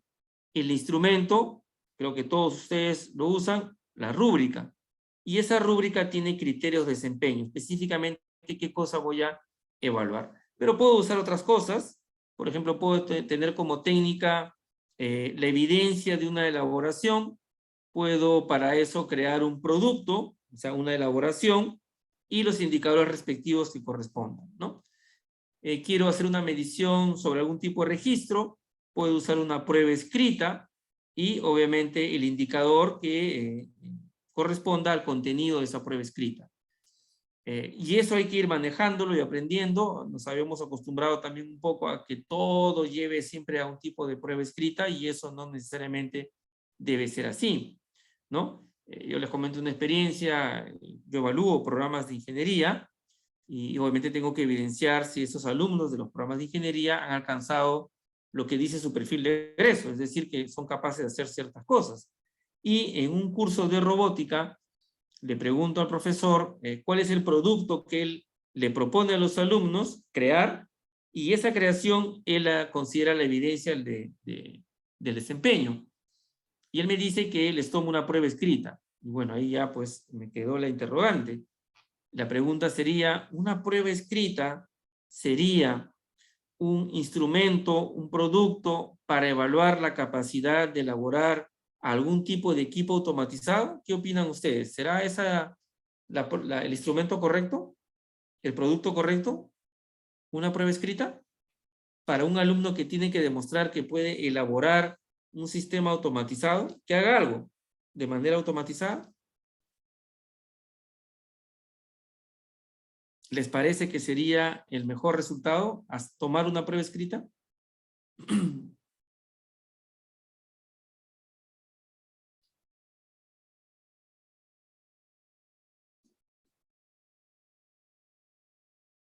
Así es. ¿Sean colegas? Perfecto. Sería mejor enseñarle a cómo se crea ese dispositivo automatizado. Por ejemplo, como dice el colega, puede mostrarse las piezas, el ensamblaje, los circuitos, el chip, y obviamente ese sistema tendrá que hacer algo, ¿no? Algo tendrá que hacer de manera automatizada. Pero la prueba escrita, ya un colega me dice, podría ser, pero no es suficiente. De repente le damos el peso 10%. Pero el gran peso de la evidencia tiene que haber una elaboración. Fíjense, les voy a dar un ejemplo, ¿no? Fíjense, esto me ha resultado en clase interesante. Correcto, la colega me dice que llega al máximo de la taxonomía Bloom. Muy bien, si ese es el propósito, colega, estoy de acuerdo con usted, si esa fuera la meta. El problema, un ejemplo nada más para compartir con ustedes la reflexión, ¿no? Cuando enseñamos geometría del espacio, por ejemplo, ¿no? Nos toca enseñar geometría del espacio. Entonces los profesores generalmente, no digo todos, comienzan así. Van a la pizarra, y en la pizarra, acá están los alumnos, ¿no? Imaginemos que estaban en su carpeta presencial, y el profesor en una pizarra que tiene 2 dimensiones, va a enseñar geometría del espacio, que tiene 3 dimensiones. Y les dice a un alumno, mira, este es el cilindro, y el cilindro se genera por la generatriz, que yo la hago girar, y se forma el cilindro, ¿no? Entonces, el volumen del cilindro, ¿no es cierto?, va a ser 4pi r cuadrado por la altura. O sea, le enseña fórmulas y dibuja figuras de 3 dimensiones en una pizarra que tiene 2. Claro, algún alumno que ya tiene la capacidad para visualizar aspectos de proyección lo va a entender, pero los demás no lo van a entender. Le está enseñando algo que tiene 3 dimensiones en una pizarra que tiene 2, y lo que le está enseñando son fórmulas. Entonces el maestro toma una prueba escrita, y les dice, calcule el volumen del cilindro, calcule el área del cilindro, calcule el volumen de la pirámide, y bueno, todos van a calcular y todos se sacan 20. Pero si yo continúo con esto, y un día les digo, bueno chicos, ahora vamos a elaborar figuras geométricas de 3 dimensiones, así que los voy a formar en equipos, y este equipo le doy cartulina, le doy herramientas, y me va a armar un cilindro, ¿correcto? Acá van a armar una pirámide. En esta estación, este grupo, más sencillo, va a armar un cubo. Les aseguro que de este grupo que todos sacaron 20, porque solo les piden calcular fórmulas, cuando pasan acá van a tener problemas. A pesar que saben calcular todo, les va a costar a algunos elaborar, crear la figura geométrica. Ahora yo les pregunto, si yo partiera el aprendizaje al revés y les dijera, vamos a elaborar figuras geométricas, les dijera cómo se forma la figura, y les dijera, a ver, ¿cuánto mide tu cilindro? 20 centímetros de altura. ¿Qué radio tiene? 5 centímetros. Ya, ahora usa la fórmula. Si yo comienzo así, les aseguro que el desempeño de los estudiantes va a ser más exitoso que si yo comienzo así. Entonces, a donde quiero llegar es que el objeto producto que yo intento evidenciar en los alumnos tiene que tener una determinada lógica en relación a lo que yo quiero que el alumno alcance. Yo quiero que el alumno calcule, bueno, va a calcular sí, pero ¿ese es el punto de partida? ¿O yo requiero que el alumno entienda cuáles son los componentes de una figura geométrica del espacio? Es diferente, ¿verdad? Correcto. Otro taller que suelo utilizar, y esto ya es por un tema personal mío, acá la colega Azul me conoce un poco de mis historias, yo soy una persona que le agrada mucho la práctica de los deportes de montaña. Entonces hago caminatas, hemos ascendido algunos nevados, en Huaraz, en Arequipa, Cusco, ¿no? Me encanta estar en la altura, haciendo excursiones, y entonces hay un momento que tenemos que subir por las paredes, ¿no? Hay montañas que requieren de parte de nosotros que subamos, que escalemos la roca, ¿no es cierto? No hay otra manera. Y bueno, para eso hacemos talleres para enseñar a las personas cómo se puede ascender una pared de roca en una montaña, ¿no? ¿Cómo hacemos eso? Y bueno, lo primero que tengo que enseñarles es, bueno, qué significa escalar en roca, dónde nació la escalada en roca, cuál es la teoría de la escalada en roca, y les explico así, ¿no? Intencionalmente lo hago de esa manera, ¿no? Vamos a borrar acá, ¿correcto? Y entonces se les toma una primera prueba a los que están interesados y todos se sacan buenas notas porque solo les he preguntado fundamentos de la escalada en roca, ¿verdad? ¿Correcto? En el siguiente taller llevo equipos, traigo cuerdas, traigo arnés y una serie de herramientas que se usa para colocarlas en la grieta de la roca, pasar la cuerda, quedarnos colgados e ir subiendo. Entonces le digo, bueno chicos, ahora van a hacer nudos conmigo.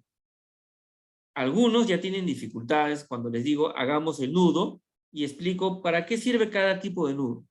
Ahí comienza a ver la diferencia, ¿no? Los que sacaron buena nota en teoría, ya cuando pasamos al uso de los equipos, ya comienzan a tener dificultades. Pero algunos sí lo logran hacer. Muy bien. Tercer taller, nos vamos al campo. Ahora sí, hoy día vamos a subir una pared de roca. Así que los que ya saben el fundamento, los que ya saben usar equipos, van a subir. Cuando yo realmente me doy cuenta que un chico está listo para subir su primera pared y escalarla. No solamente porque sabe los fundamentos, no solamente porque sabe los equipos, no solamente porque lo ha hecho en el campo, sino lo más importante, sabe, de acuerdo a cada circunstancia, qué herramienta usar y por qué. Ahí adquirió la competencia. Ya, ahí ya estoy seguro que lo puede hacer de forma autónoma y lo puede hacer solo. La competencia, colegas, se adquiere frente al contexto de la solución de un problema, fácil o difícil, porque mientras el aprendiz no contextualice cómo lo usa, no adquirió la competencia. Puede haber vuelto hábil, tiene destreza, pero competencia se da en una situación concreta que el sujeto tiene que resolver.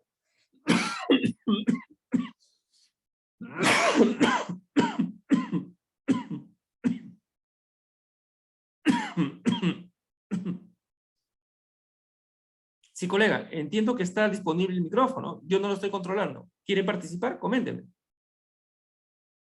Zulmi, un colega quiere participar. Sí, maestro, del SEBA, Javier, tiene su micrófono abierto. Usted puede pulsar y participa. Gracias, colegas. Buenas noches con todos. Mira, que yo quería participar, pero bueno, mi micrófono estaba silenciado. Al respecto que estaba conversando usted sobre la enseñanza de las matemáticas, ¿no? Y para empezar, ¿no? Sobre las tareas que deja el maestro a los alumnos en casa. Es cierto que no se debería dejar, dice las nuevas tendencias educativas, a los alumnos tareas a casa, pero yo les digo que sí es necesario, porque el alumno hoy en día recibe las clases en el colegio, llega a su casa y se olvidó lo que aprendió el día de hoy. Al día siguiente no sabe nada. Entonces es necesario, por ejemplo, en matemática, dejar algunos ejercicios como práctica para que vaya recordando, practicando, no pues en cantidades. Como venía mencionando ahí en el chat, ¿no? Hay colegios particulares que les deja pues 40, 50, 60, que ya son ya inauditos, ¿no? Y el maestro pues ni siquiera un ejercicio ha resuelto. Entonces el alumno ¿qué hace? Simplemente lo manda a hacer el ejercicio, las tareas y al final no sabe nada, ¿no? Entonces eso también está muy mal, pero es necesario dejarle unas tareitas para casa para que el alumno también pueda entretener y seguir aprendiendo. En caso de lo que usted decía hace un momento, ¿no? Sobre el aprendizaje de una geometría del espacio, geometría plana. Hablando del sistema bidimensional o tridimensional en la pizarra, sí se puede enseñar, buscando una forma o una metodología. El maestro tiene que recursearse de alguna manera y tratar de llegar al alumno, porque no vamos a dejar de enseñar el sistema bidimensional o tridimensional porque no tenemos una pizarra tridimensional. Es necesario, eso se puede enseñar. La metodología, el maestro lo crea, lo hace, de acuerdo a un contexto, una realidad. Esa es mi intervención, muchas gracias. Gracias, colega. Creo que sí. ¿Alguien más creo que quería participar, por favor? ¿Me hace saber? Muy buenas noches. Buenas noches. Muy buenas noches. Muy buenas noches con todos los colegas. Bueno, yo pienso que no hay que generalizar todos los colegios particulares, ¿no? Tampoco generalizar los docentes, ¿no? Yo creo que uno como docente, ¿no? Sabe qué métodos emplear para poder llegar a sus estudiantes. Yo en lo personal soy de un colegio particular, soy del área de matemáticas, ¿no? Y no dejamos pues una serie de 40 ejercicios, 30, no. Yo considero de que el trabajo más que nada en el área de matemáticas debe ser realizado dentro de clase. ¿Por qué? Porque uno ve el desarrollo del estudiante, ve el procedimiento. A veces cometemos el error de solamente evaluar resultados, más no procedimientos, ¿no? Y eso no lo vamos a ver en casa, porque si bien es cierto, mandamos una serie de 2, 3 ejercicios, ¿no? Bueno, hay quienes envían algo más, ¿no? Pero no seamos conscientes que ¿quién nos asegura que es el alumno que hace los ejercicios? Nadie nos asegura que es el estudiante, ¿no? A veces para mayor facilidad de algunos padres, bueno, contrato a una señorita que me apoye en las clases con mi niño, mi niña, ¿no? Bueno, agarra, mira, ya, esto lo tienes que hacer así, listo. Pero no es el niño quien lo está haciendo, ¿no? Qué mejor que nosotros ser ahí, ¿no? Personas que están viendo el trabajo que desarrolla el estudiante, ¿no? Dentro del aula. Bueno, esa es mi apreciación personal, ¿no? Claro que sí, colega. Veo también que, no sé si era la misma persona, la colega María Luisa Luyo, tiene la mano levantada. No, sí, soy yo. Ah, ya, listo. ¿Y el colega José Antonio fue el que participó? ¿Me confirma? Ya, perfecto. Continuamos entonces. Muy bien, colegas. Repito, la apertura es totalmente válida. Muy buenas noches, colegas. Soy profesor de CETRO. Miren una realidad. Yo escucho a los colegas de básica regular y mis felicitaciones por la ardua y titánica labor. Pero en la educación técnica productiva, en CETRO, yo enseño mecánica automotriz. Muchos dicen tareas, ¿no? Yo me pregunto, ¿qué tarea puedo mandar solamente cognitivo? Pues revisen videos, porque para que tengan un vehículo, herramientas y equipo es muy difícil. ¿Qué hago yo? Yo prácticamente de las 6 horas pedagógicas, 1 hora pedagógica, lo que hago es la disertación de clase y la retroalimentación. Yo me aboco más en el hacer. ¿Y cómo lo motivo a los alumnos? Ya sabemos lo del Estado, ¿no? Casi no siempre implementa. Pero la estrategia es de que ellos mismos traigan su vehículo y ellos mismos practiquen en su material. ¿Cuál es la diversidad? Pueden tener un vehículo moderno, 10 años, antiguo o muy antiguo, pero la experiencia del maestro va a jugar un rol muy importante. Y yo sí considero que en la educación la perseverancia y la práctica es lo más importante. ¿Por qué? Porque se habilita, ¿qué cosa? El razonamiento, las manos y las estrategias de aprender. Gracias. Usted, colega, y claro, usted plantea una realidad muy diferente, ¿no? Porque en la parte técnico-productiva la elaboración es excelente, ¿no? Conozco un poco el tema de Senati, por ejemplo, que lo deben estar pasando muy complejo, porque si de repente usted conoce las instalaciones de Senati o referencias, y los jóvenes son instructores, están un semestre trabajando en su formación usando equipos y un semestre están en la industria. Entonces, en esta realidad virtual, esa es una situación, y comprendo al colega, muy difícil de resolver. Bueno, y en teoría yo le podría decir lo siguiente, pero yo sé que el Estado no va a poder resolver esto. En la universidad, ¿qué estamos haciendo con la gente que está en electrónica, por ejemplo? Les enviamos a su casa unos kits con herramientas, con todos los circuitos integrados, y el alumno nos puede seguir haciendo uso de estos kits, porque en temas de electrónica, en microcontroladores, hay módulos ya bastante amigables, no muy caros, que nos han permitido resolver el tema, ¿no? Pero evidentemente entiendo que en la situación de usted eso no va a ocurrir, ¿no? El Estado no va a crear módulos con herramientas y repartirlos a los estudiantes, que sería una respuesta ideal, pero comprendo la dificultad que usted nos plantea, ¿no? Muy bien. Vamos a ver, ¿alguien más que quiera comentar? Me parece que no. A ver, perfecto, muy bien, hemos dado pase. Interesante su comentario, su experiencia. Continuemos con... Sí, ¿alguien quería comentar? ¿Perdón?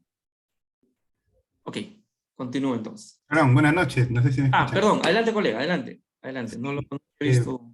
Bueno, yo justamente escuchaba al colega que trabaja en CEPRO. Yo he trabajado en CEPRO antes y bueno, ahora trabajo más que nada en básica regular. Y sí, en la parte técnica, nosotros necesitamos lo que es el hacer, ¿no es cierto? Entonces ahí manejamos nosotros la parte conductista, pero también en lo que es CBR trabajamos también la parte constructiva, como lo hacen todos, ¿no? Por ejemplo, este año nos hemos abocado más al tema del emprendimiento, ¿no?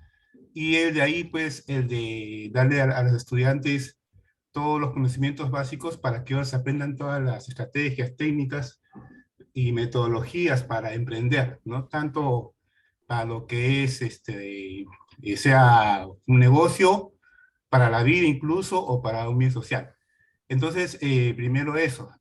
Ahora, en cuanto yo mencionaba usted de los temas que he tratado, referente a las tareas, ¿no? Que hay niños que efectivamente hasta compran las tareas hechas, y es porque a veces cometemos el error de dejar demasiadas tareas. Entonces yo creo que cada área, en este caso en educación básica regular, y cada tema amerita en determinado momento de repente un refuerzo, como dijo el profesor de matemáticas.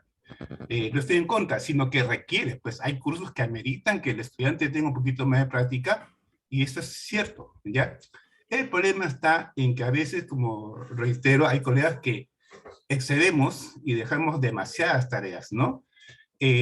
También está el caso de que no hemos entendido muchas veces en estos 2 años de virtualidad que no estamos en la manera presencial y que la situación de los estudiantes no es la misma. Han habido muchos problemas que todos conocemos, incluso ha habido demasiada deserción escolar prácticamente, y nosotros no tenemos al estudiante con las mismas facilidades para lograr el aprendizaje, ¿no?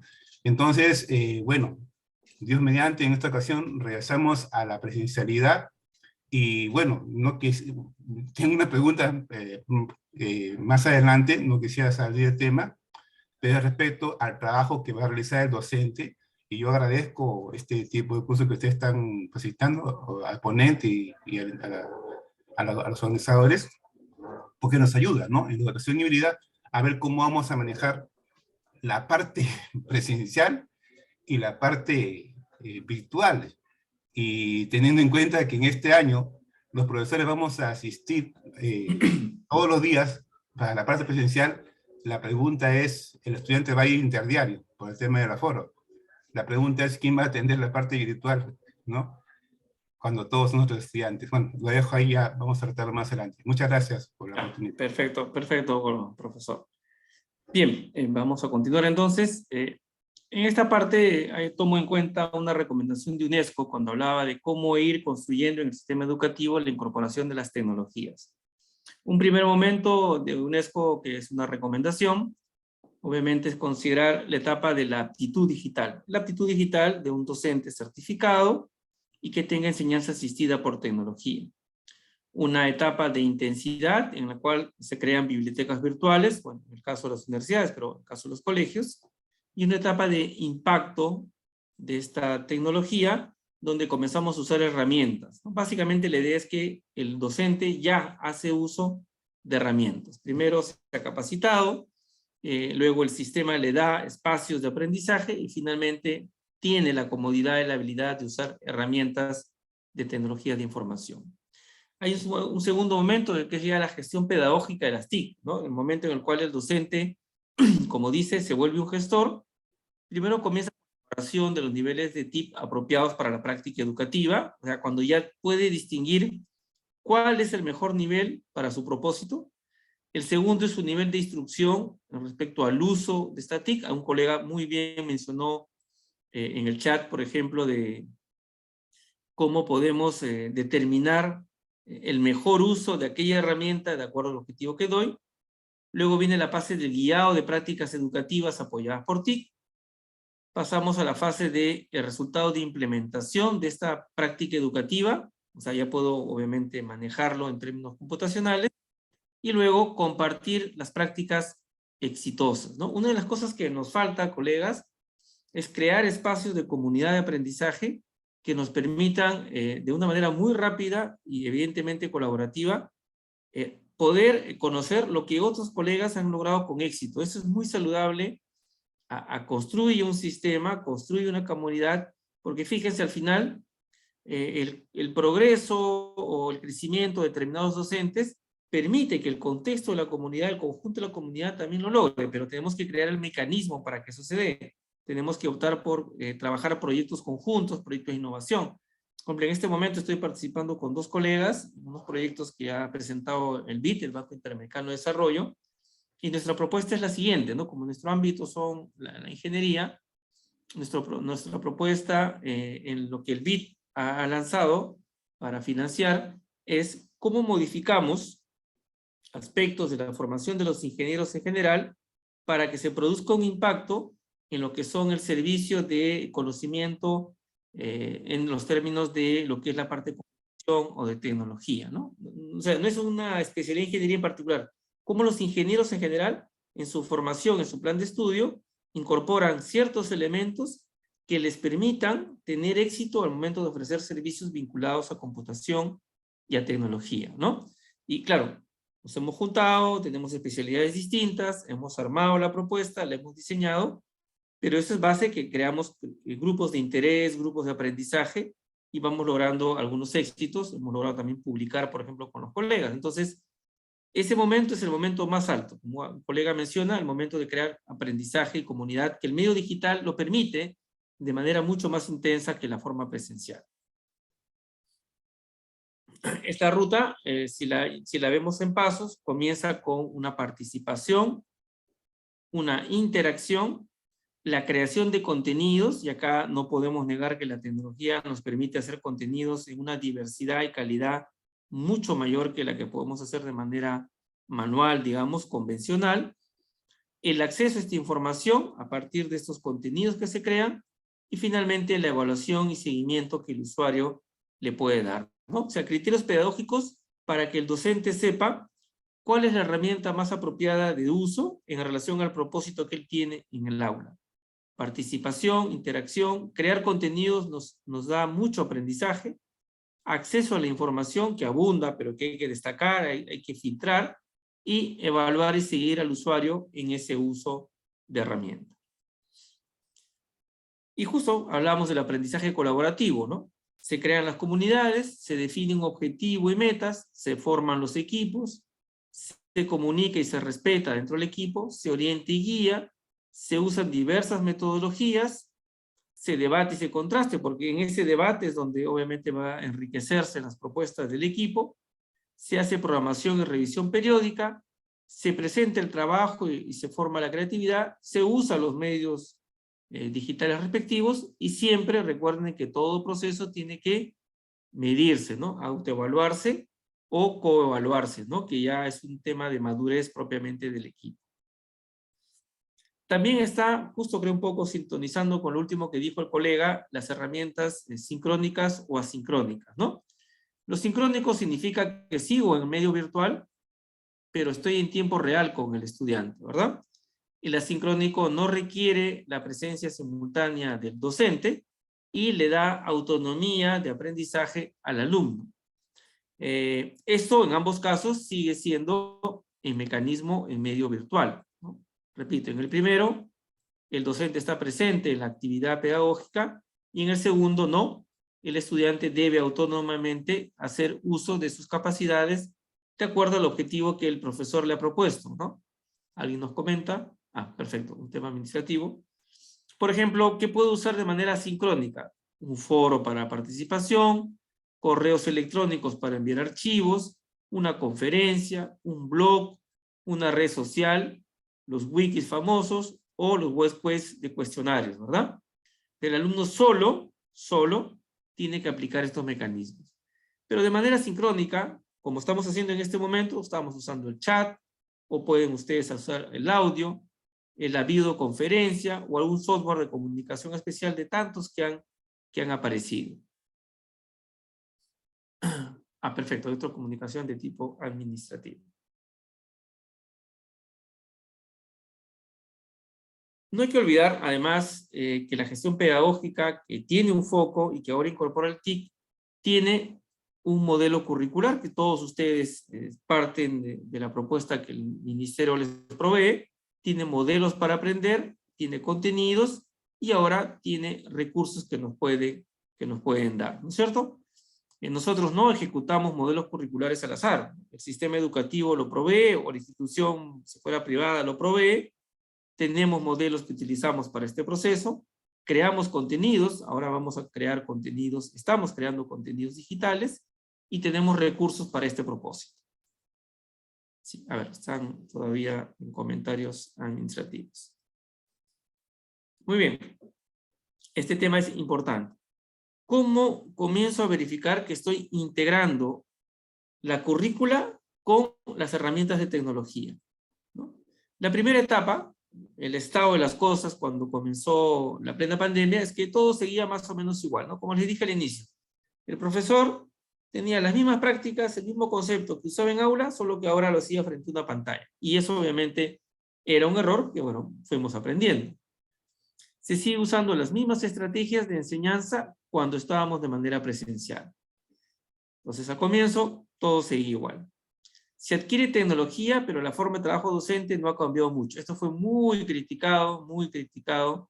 No sé si en la educación básica regular, obviamente yo les digo, me desempeño en trabajo universitario, y evidentemente esto sí lo hemos medido, y esto se mide de manera muy concreta a través de un cuestionario que se aplica a los estudiantes y ellos opinan sobre el desempeño de los docentes en la educación virtual. Y bueno, al inicio, yo diría hasta mitad del año 20, había mucha insatisfacción, ¿no? Consideraban que el profesor se seguía comportando, seguía usando las mismas estrategias cuando usaba en aula, pero ahora estábamos de manera virtual. Es decir, el profesor sabía de tecnología, las podía usar, pero su estrategia, su actividad seguía siendo la misma. Bien, acá los comenta el profesor Salas. A ver, dice, el docente tendrá que preparar sesiones y recursos pedagógicos virtuales para usos asincrónicos y sesiones para clases. Sí, exactamente. Yo sé que esto suena más trabajo, colega, pero es así. Le explico nuestra experiencia. Yo armo un curso, cada 15 días, es un curso distinto, ¿no? De capacitación, por ejemplo. Cada 15 días aparece el profesor, así como yo, en tiempo real, con su objetivo, con su metodología. Y el resto de las horas son tutoriales, guías, videos y pruebas, de manera asincrónica. Pero ¿quién ha preparado la guía? ¿Quién ha preparado el video? ¿Quién ha preparado la prueba en la plataforma? Es el profesor. Como usted dice, es correcto. Se trabaja material para mi clase sincrónica y se trabaja material para la parte asincrónica, que es un momento autónomo del alumno. Pero es el profesor que la puede crear. Claro, hay instituciones que por recursos, sobre todo las privadas, hacen que el profesor tenga una persona que le prepare ese material. Pero bueno, entiendo que en el caso general del Estado, eso no va a ser posible, ¿no? Pero algunas instituciones privadas tienen la capacidad presupuestal de que el profesor solo le indique los contenidos y una persona los prepara, el profesor da conformidad y eso se vuelve el material asincrónico. Y usted maneja su material sincrónico como estaba ya previsto. Pero en general lo que usted dice es correcto, ¿no? Es la misma persona. En otra siguiente etapa de verificación, se adquiere la tecnología y el rol docente ha cambiado, ¿no? El profesor entiende su rol facilitador y mediador.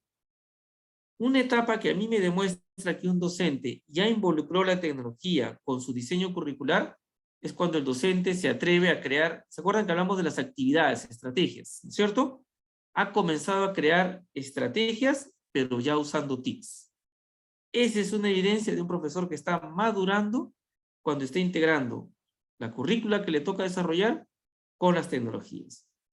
Y entonces decimos que las cosas han comenzado a cambiar. No es sencillo, ¿no? Porque nuestras estrategias eran estrategias de un modo de educación y ahora tienen que recurrir a las herramientas de tecnología. Acá recién se incorporó y acá, como ven, ya se está integrando. Hay una ruta, entonces. Partimos de la formación docente en este punto. Hay una coordinación entre lo tecnológico y lo pedagógico. Hay recursos materiales didácticos que el profesor ya crea en este formato. La actitud también ha cambiado y su compromiso con su dirección, también obviamente con sus responsables de su institución educativa, también ha cambiado. En una mirada respecto a los ejes también de ya la conducción institucional, o sea, porque los profesores no son islas pues dentro del acto educativo, tienen una dirección, tienen una serie de coordinaciones. La institución tiene que asegurar infraestructura apropiada, y cuando hablamos de infraestructura estamos hablando que tiene que haber hardware, computadoras, tiene que haber software y tiene que haber conectividad. Si una de estas tres cosas no hay, cualquier acto con la mejor intención no va a funcionar. Hay una coordinación de la docencia con quien da el soporte de tecnología. Hay docentes de otras áreas y hay recursos digitales disponibles, ¿no? Esta es de la parte del soporte de la institución. Yo les comento con toda sinceridad, yo vengo acompañando en estos temas a 2 universidades nacionales. Y bueno, yo trabajo en una universidad privada y bueno, obviamente por razones presupuestales ya hemos equipado 49 aulas de modalidad híbrida. Pero es una inversión que por aula nos cuesta más o menos unos 8.000, 10.000 dólares en el equipo de audio, en las pantallas que hemos instalado y todo el sistema de las computadoras para el profesor. Y me reúno ayer con los colegas de esta Universidad Nacional y me dicen que el ministerio pues les ha declarado que tienen que hacer clases híbridas. Y los colegas pensaban que esto de las clases híbridas no requería ningún equipamiento. Y no es así. Para nada es así. O sea, el aula híbrida requiere una transformación en la infraestructura del aula. Si no, no hay forma de que se desarrolle el contenido híbrido. Salvo que lo quieran hacer nominalmente, pero no realmente como dice la teoría respecto a la educación híbrida, ¿no? ¿Por qué les digo esto? Porque claro, desde el Estado, de las políticas, a veces se hacen declaraciones, pero no hay una comprensión de lo que realmente se tiene que hacer. Y eso, faltando tan poco tiempo, es complicado que se pueda subsanar, ¿no? Finalmente, 4 pasos de integración de las TIC con el currículo: el uso apropiado de las TIC en el aula, la integración de la TIC en el aula, la innovación educativa usando tecnología y el punto más alto de identificación de esta competencia cuando ya se diseñan proyectos educativos, ¿no? Entonces, en el primer punto, creo que ustedes ya conocen todas estas herramientas. Usar y apropiarse de las TIC. Toda la suite de Google, seguramente que ustedes ya manejan, tienen pizarras como Padlet, todos usan Google Classroom, Rubistar, un software interesante para crear tu rúbrica. Acá tienen otra pizarra, acá el Jamboard, el Hidro, y bueno, podría llenar la pantalla de aplicativos. Esta es la etapa para mí inicial, que solo significa que el colega puede usar, apropiar, distinguir para qué es un aula, para qué es una pizarra, cuándo usa un formulario, cuándo usa una rúbrica, etcétera, etcétera, ¿no? Es usar y apropiarse. La segunda etapa es cuando ya los profesores pueden incorporar propuestas didácticas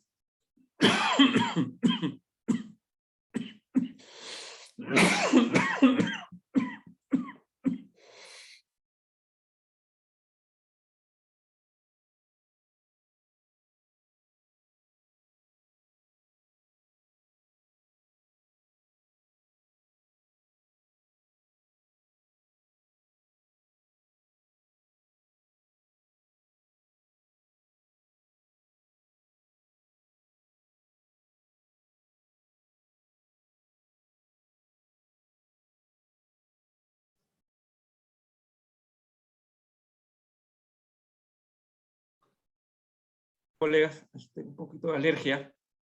Se me activó la alergia, disculpen. Decía, se establecen ya metodologías. No sé a ustedes cómo les va con el uso de redes sociales, me comentan después, por favor. Pero hay muy buenas experiencias usando redes sociales. presentaciones efectivas usando tecnología. En la parte 3 ya hay un uso de innovación educativa, el uso de la invertida. Hay toda una estrategia usando celulares, que es el mobile learning. Claro, el celular tiene sus limitaciones, pero hay gente que ha construido actividades usando celulares muy bien, y a eso le han llamado mobile learning. Otros usan recursos abiertos educativos. Toda esta experiencia en la red, colegas, hay que explorar. Se han creado muchas comunidades de aprendizaje, Y bueno, están las plataformas educativas que se llaman Massive Open Online Course, que son cursos abiertos, gratuitos, que todo el mundo puede llevar, ¿no? Entonces, cuando uno ya está en esta etapa, ya está queriendo innovar, ya quiere modificar su práctica educativa, digamos, tradicional. Y por último, cuando ya uno ha alcanzado la madurez en sus criterios pedagógicos y el uso técnico pertinente, puede comenzar a hacer modificaciones curriculares, puede comenzar a cambiar su enfoque metodológico y obviamente enriquecer todo el proceso de aprendizaje. Bien, ahí les dejo algunas referencias, colegas, en la presentación. Lo tiene la colega Zulmi, ya ella puede compartirlos con ustedes, referencias sobre estos puntos que hemos tratado. Y bueno, dejo abierto un poco las preguntas finales que ustedes quieran hacer. Creo que hay algunas. Sí, colega, disculpe. Tengo unos problemas de alergia y a veces me viene el acceso. Muchas gracias. Gracias, y Javiercito, por esta explicación, y vamos a pasar a ver si hay colegas que tienen alguna pregunta o que tal vez quieran acotar, ¿no? Con respecto a esta magnífica explicación de este trabajo, nos ha dado a relucir en este resumen, en esta disertación, sale a la luz las capacidades que tenemos los docentes respecto al uso de la tecnología, ¿no? Y cómo afrontar esto. Adelante, maestro Miguel, puede abrir su micro. Estamos en este espacio donde los maestros pueden aportar y hacer también alguna acotación. Sí, gracias. Bueno, primero agradecer al profesor Javier, a pesar de su condición física, le está haciendo el esfuerzo, ¿no? Pero bueno, sí. Ya le comentaba agüita, yo también estoy igual. Ahí estamos con el agüita. Mire, en realidad, mi pregunta clave era esa, ¿no? Del rol de docente este año. Si bien es cierto, es una crítica constructiva, pero una realidad, ¿no? O sea, no tome como mal esto, ¿no? Los docentes en general nos hemos encargado pues de hacer una inversión en nuestro equipamiento, en nuestras máquinas. Muchos hemos comprado máquinas, pagamos nuestro internet porque hay una debilidad tremenda, ¿no? Y que el profesor, que es el que expone, se esté cayendo de la red, pues es fatal en una clase, eso lo entendemos. Y la otra parte es la de autocapacitarnos, ¿no? Algunos más, algunos menos.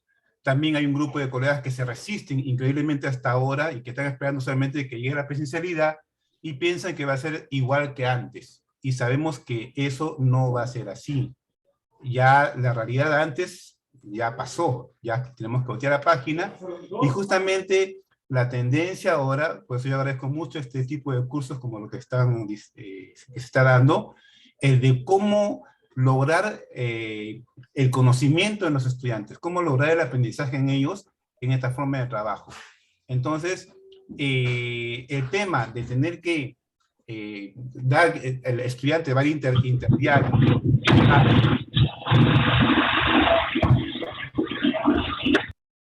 va a seguir trabajando, ¿no? En la virtualidad, los días que no va, y es el docente el que va a estar a cargo de todo. Entonces nosotros no vamos a tener un asistente. Definitivamente, parte de la conclusión de esto es que tenemos que seguir empoderándonos de las herramientas tecnológicas, las herramientas TICs, para lograr el aprendizaje. Pero hay un detalle. De nada sirve que nos empoderemos de herramientas TICs si descuidamos la parte metodológica, ¿no? Entonces, ahí la sugerencia, pues, de de seguir trabajando en ello, ¿no? Definitivamente tendremos muchas debilidades, tenemos colegios que no tienen infraestructura, se ven las realidades diariamente, esperemos que eso mejore. Sabemos que no tenemos un sistema de telecomunicaciones eficiente, pero somos nosotros los encargados de sacar adelante la educación, más allá de todas las situaciones que se generan al entorno político y la realidad que sigue en el Perú. Es lo que quería aportar y muchas gracias. A usted, colega, muchas gracias. El señor José Antonio, por favor, levanta la mano. Sí, doctor Javier. Sí, en adelante, verdad adelante. me siento muy honrado por escuchar sus experiencias y solamente transmitir por este medio de que una vez más el maestro en este año va a asumir un gran reto, como dijo mi colega, con ciertas limitaciones, y en mi área también, ¿no? Porque si bien es cierto, se retorna a las aulas, pero ya no va a ser igual. Va a haber una mixtura, presencialidad, asincrónico y sincrónico. Quizás hay que entender que la labor del maestro siempre lo asume. Va a dar de sí, va a ser creativo y a final de año va a ser una evaluación de qué es lo que hemos avanzado. Con muchas limitaciones, porque quien ha entrado a la carrera del magisterio sabe desde ya cómo es esta carrera y cómo nos entregamos a nuestros alumnos. Solamente pedirle a la profesora, a la magíster Zulmi, que si nos permite compartir estos conocimientos con algunos colegas, ¿no? Porque yo como profesor de CETPRO convoco y comunico a mis colegas para que se autoeduquen, porque eso es, hoy en día va a ser la herramienta, la autoinstrucción. Y gracias por esos conocimientos, doctor Javier. Usted, colega, muy amable por sus palabras, y sin duda yo repito que en cuanto la colega Zulmi me requirió, para mí es enorme satisfacción. Mi madre es profesora, ya jubilada, obviamente, maestra, y yo siempre digo que el acto educativo es el acto más satisfactorio que un ser humano puede hacer. Sea lo que sea, ¿no? Digamos, en general, todo proceso en el cual uno se involucre para aprender a enseñar es nuestra naturaleza verdadera, es lo mejor que podemos hacer. Y yo quería aprovechar unos minutos finales. Estoy enviando a la colega Zulmi por WhatsApp, que tenemos en coordinación, la publicación de un libro en el cual participé. Es sobre educación superior, pero es una evaluación justo de pandemia. Hemos trabajado con 7 profesores de América Latina. Hemos aplicado un cuestionario también, interesante, respuestas frente a esto. Se lo estoy pasando en este momento a ella. Es un libro digital que hemos publicado con la Universidad Católica de Cuenca y la Universidad Católica de Pereira de Colombia. Y lo acabo de pasar, y así que les solicito que se los pueda compartir con ustedes en los medios, me imagino por los correos electrónicos, ¿no? Se llama Educación Superior al Desnudo.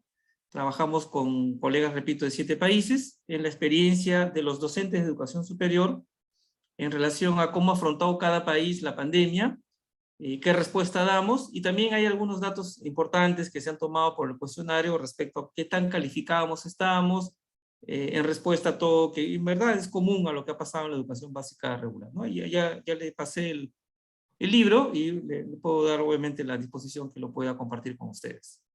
¿Le puedo mostrar por ahí un momentito?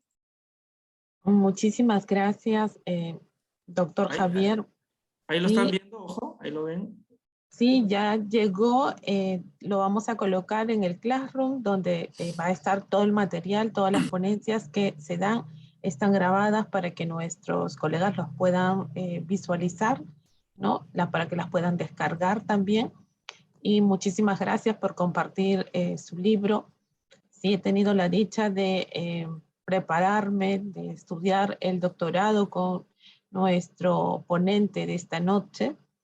Y sí, como él lo señala, ¿no? Apenas le avisé y le dije, mira, eres la persona indicada para centrarnos en cómo era la educación antes de esta pandemia, cómo hemos trabajado a tientas durante la pandemia y cómo vamos a iniciarnos ahora que ya estamos saliendo de esta pandemia, ¿no? Lo importante que nos deja la pandemia es que nosotros hemos ido creciendo. Hemos ido empoderándonos en el uso de las herramientas digitales, desarrollando nuestras capacidades, ¿no? Desarrollando habilidades blandas también, que es algo muy importante para poder lograr los lazos con los estudiantes y con los padres de familia. Bien, y esperemos que seguir contando con nuestro Doctor Javier, para las próximas actualizaciones que tenemos, se los vamos a pasar, se los vamos a colocar en el Classroom y se los pasamos. Todo el material que nos dejan los ponentes es para ustedes, para que hagan uso de ello. Reciba las felicitaciones, doctor Javier, de la maestra Alejandrina, del maestro Miguel, de muchos que nos están escribiendo al interno, de los directores de Loreto, ¿no? Muy importante, nos dice que les ha ayudado a centrarnos en el trabajo. Ha usted ocasionado una reflexión en los docentes para este año. Bien, como lo ha señalado nuestro ponente, cada uno de los maestros va a dar lo mejor de sí, ¿verdad? Y esta mejor de sí tiene que estar acompañado del avance también, la parte científica, ¿no? Y le agradecemos. El maestro José Antonio le agradece por sus aportes. Y así tiene un sinnúmero de agradecimientos del maestro Carlos Alberto. Hemos visto nuestra sala un poco más activa, les ha gustado la ponencia de esta noche. Bien, queridos colegas, ustedes tienen sus micros abiertos para que se puedan despedir, para que le puedan hacer alguna acotación a nuestro doctor Javier Morán. Pueden abrir también sus cámaras para que tengamos una foto con nuestro ponente.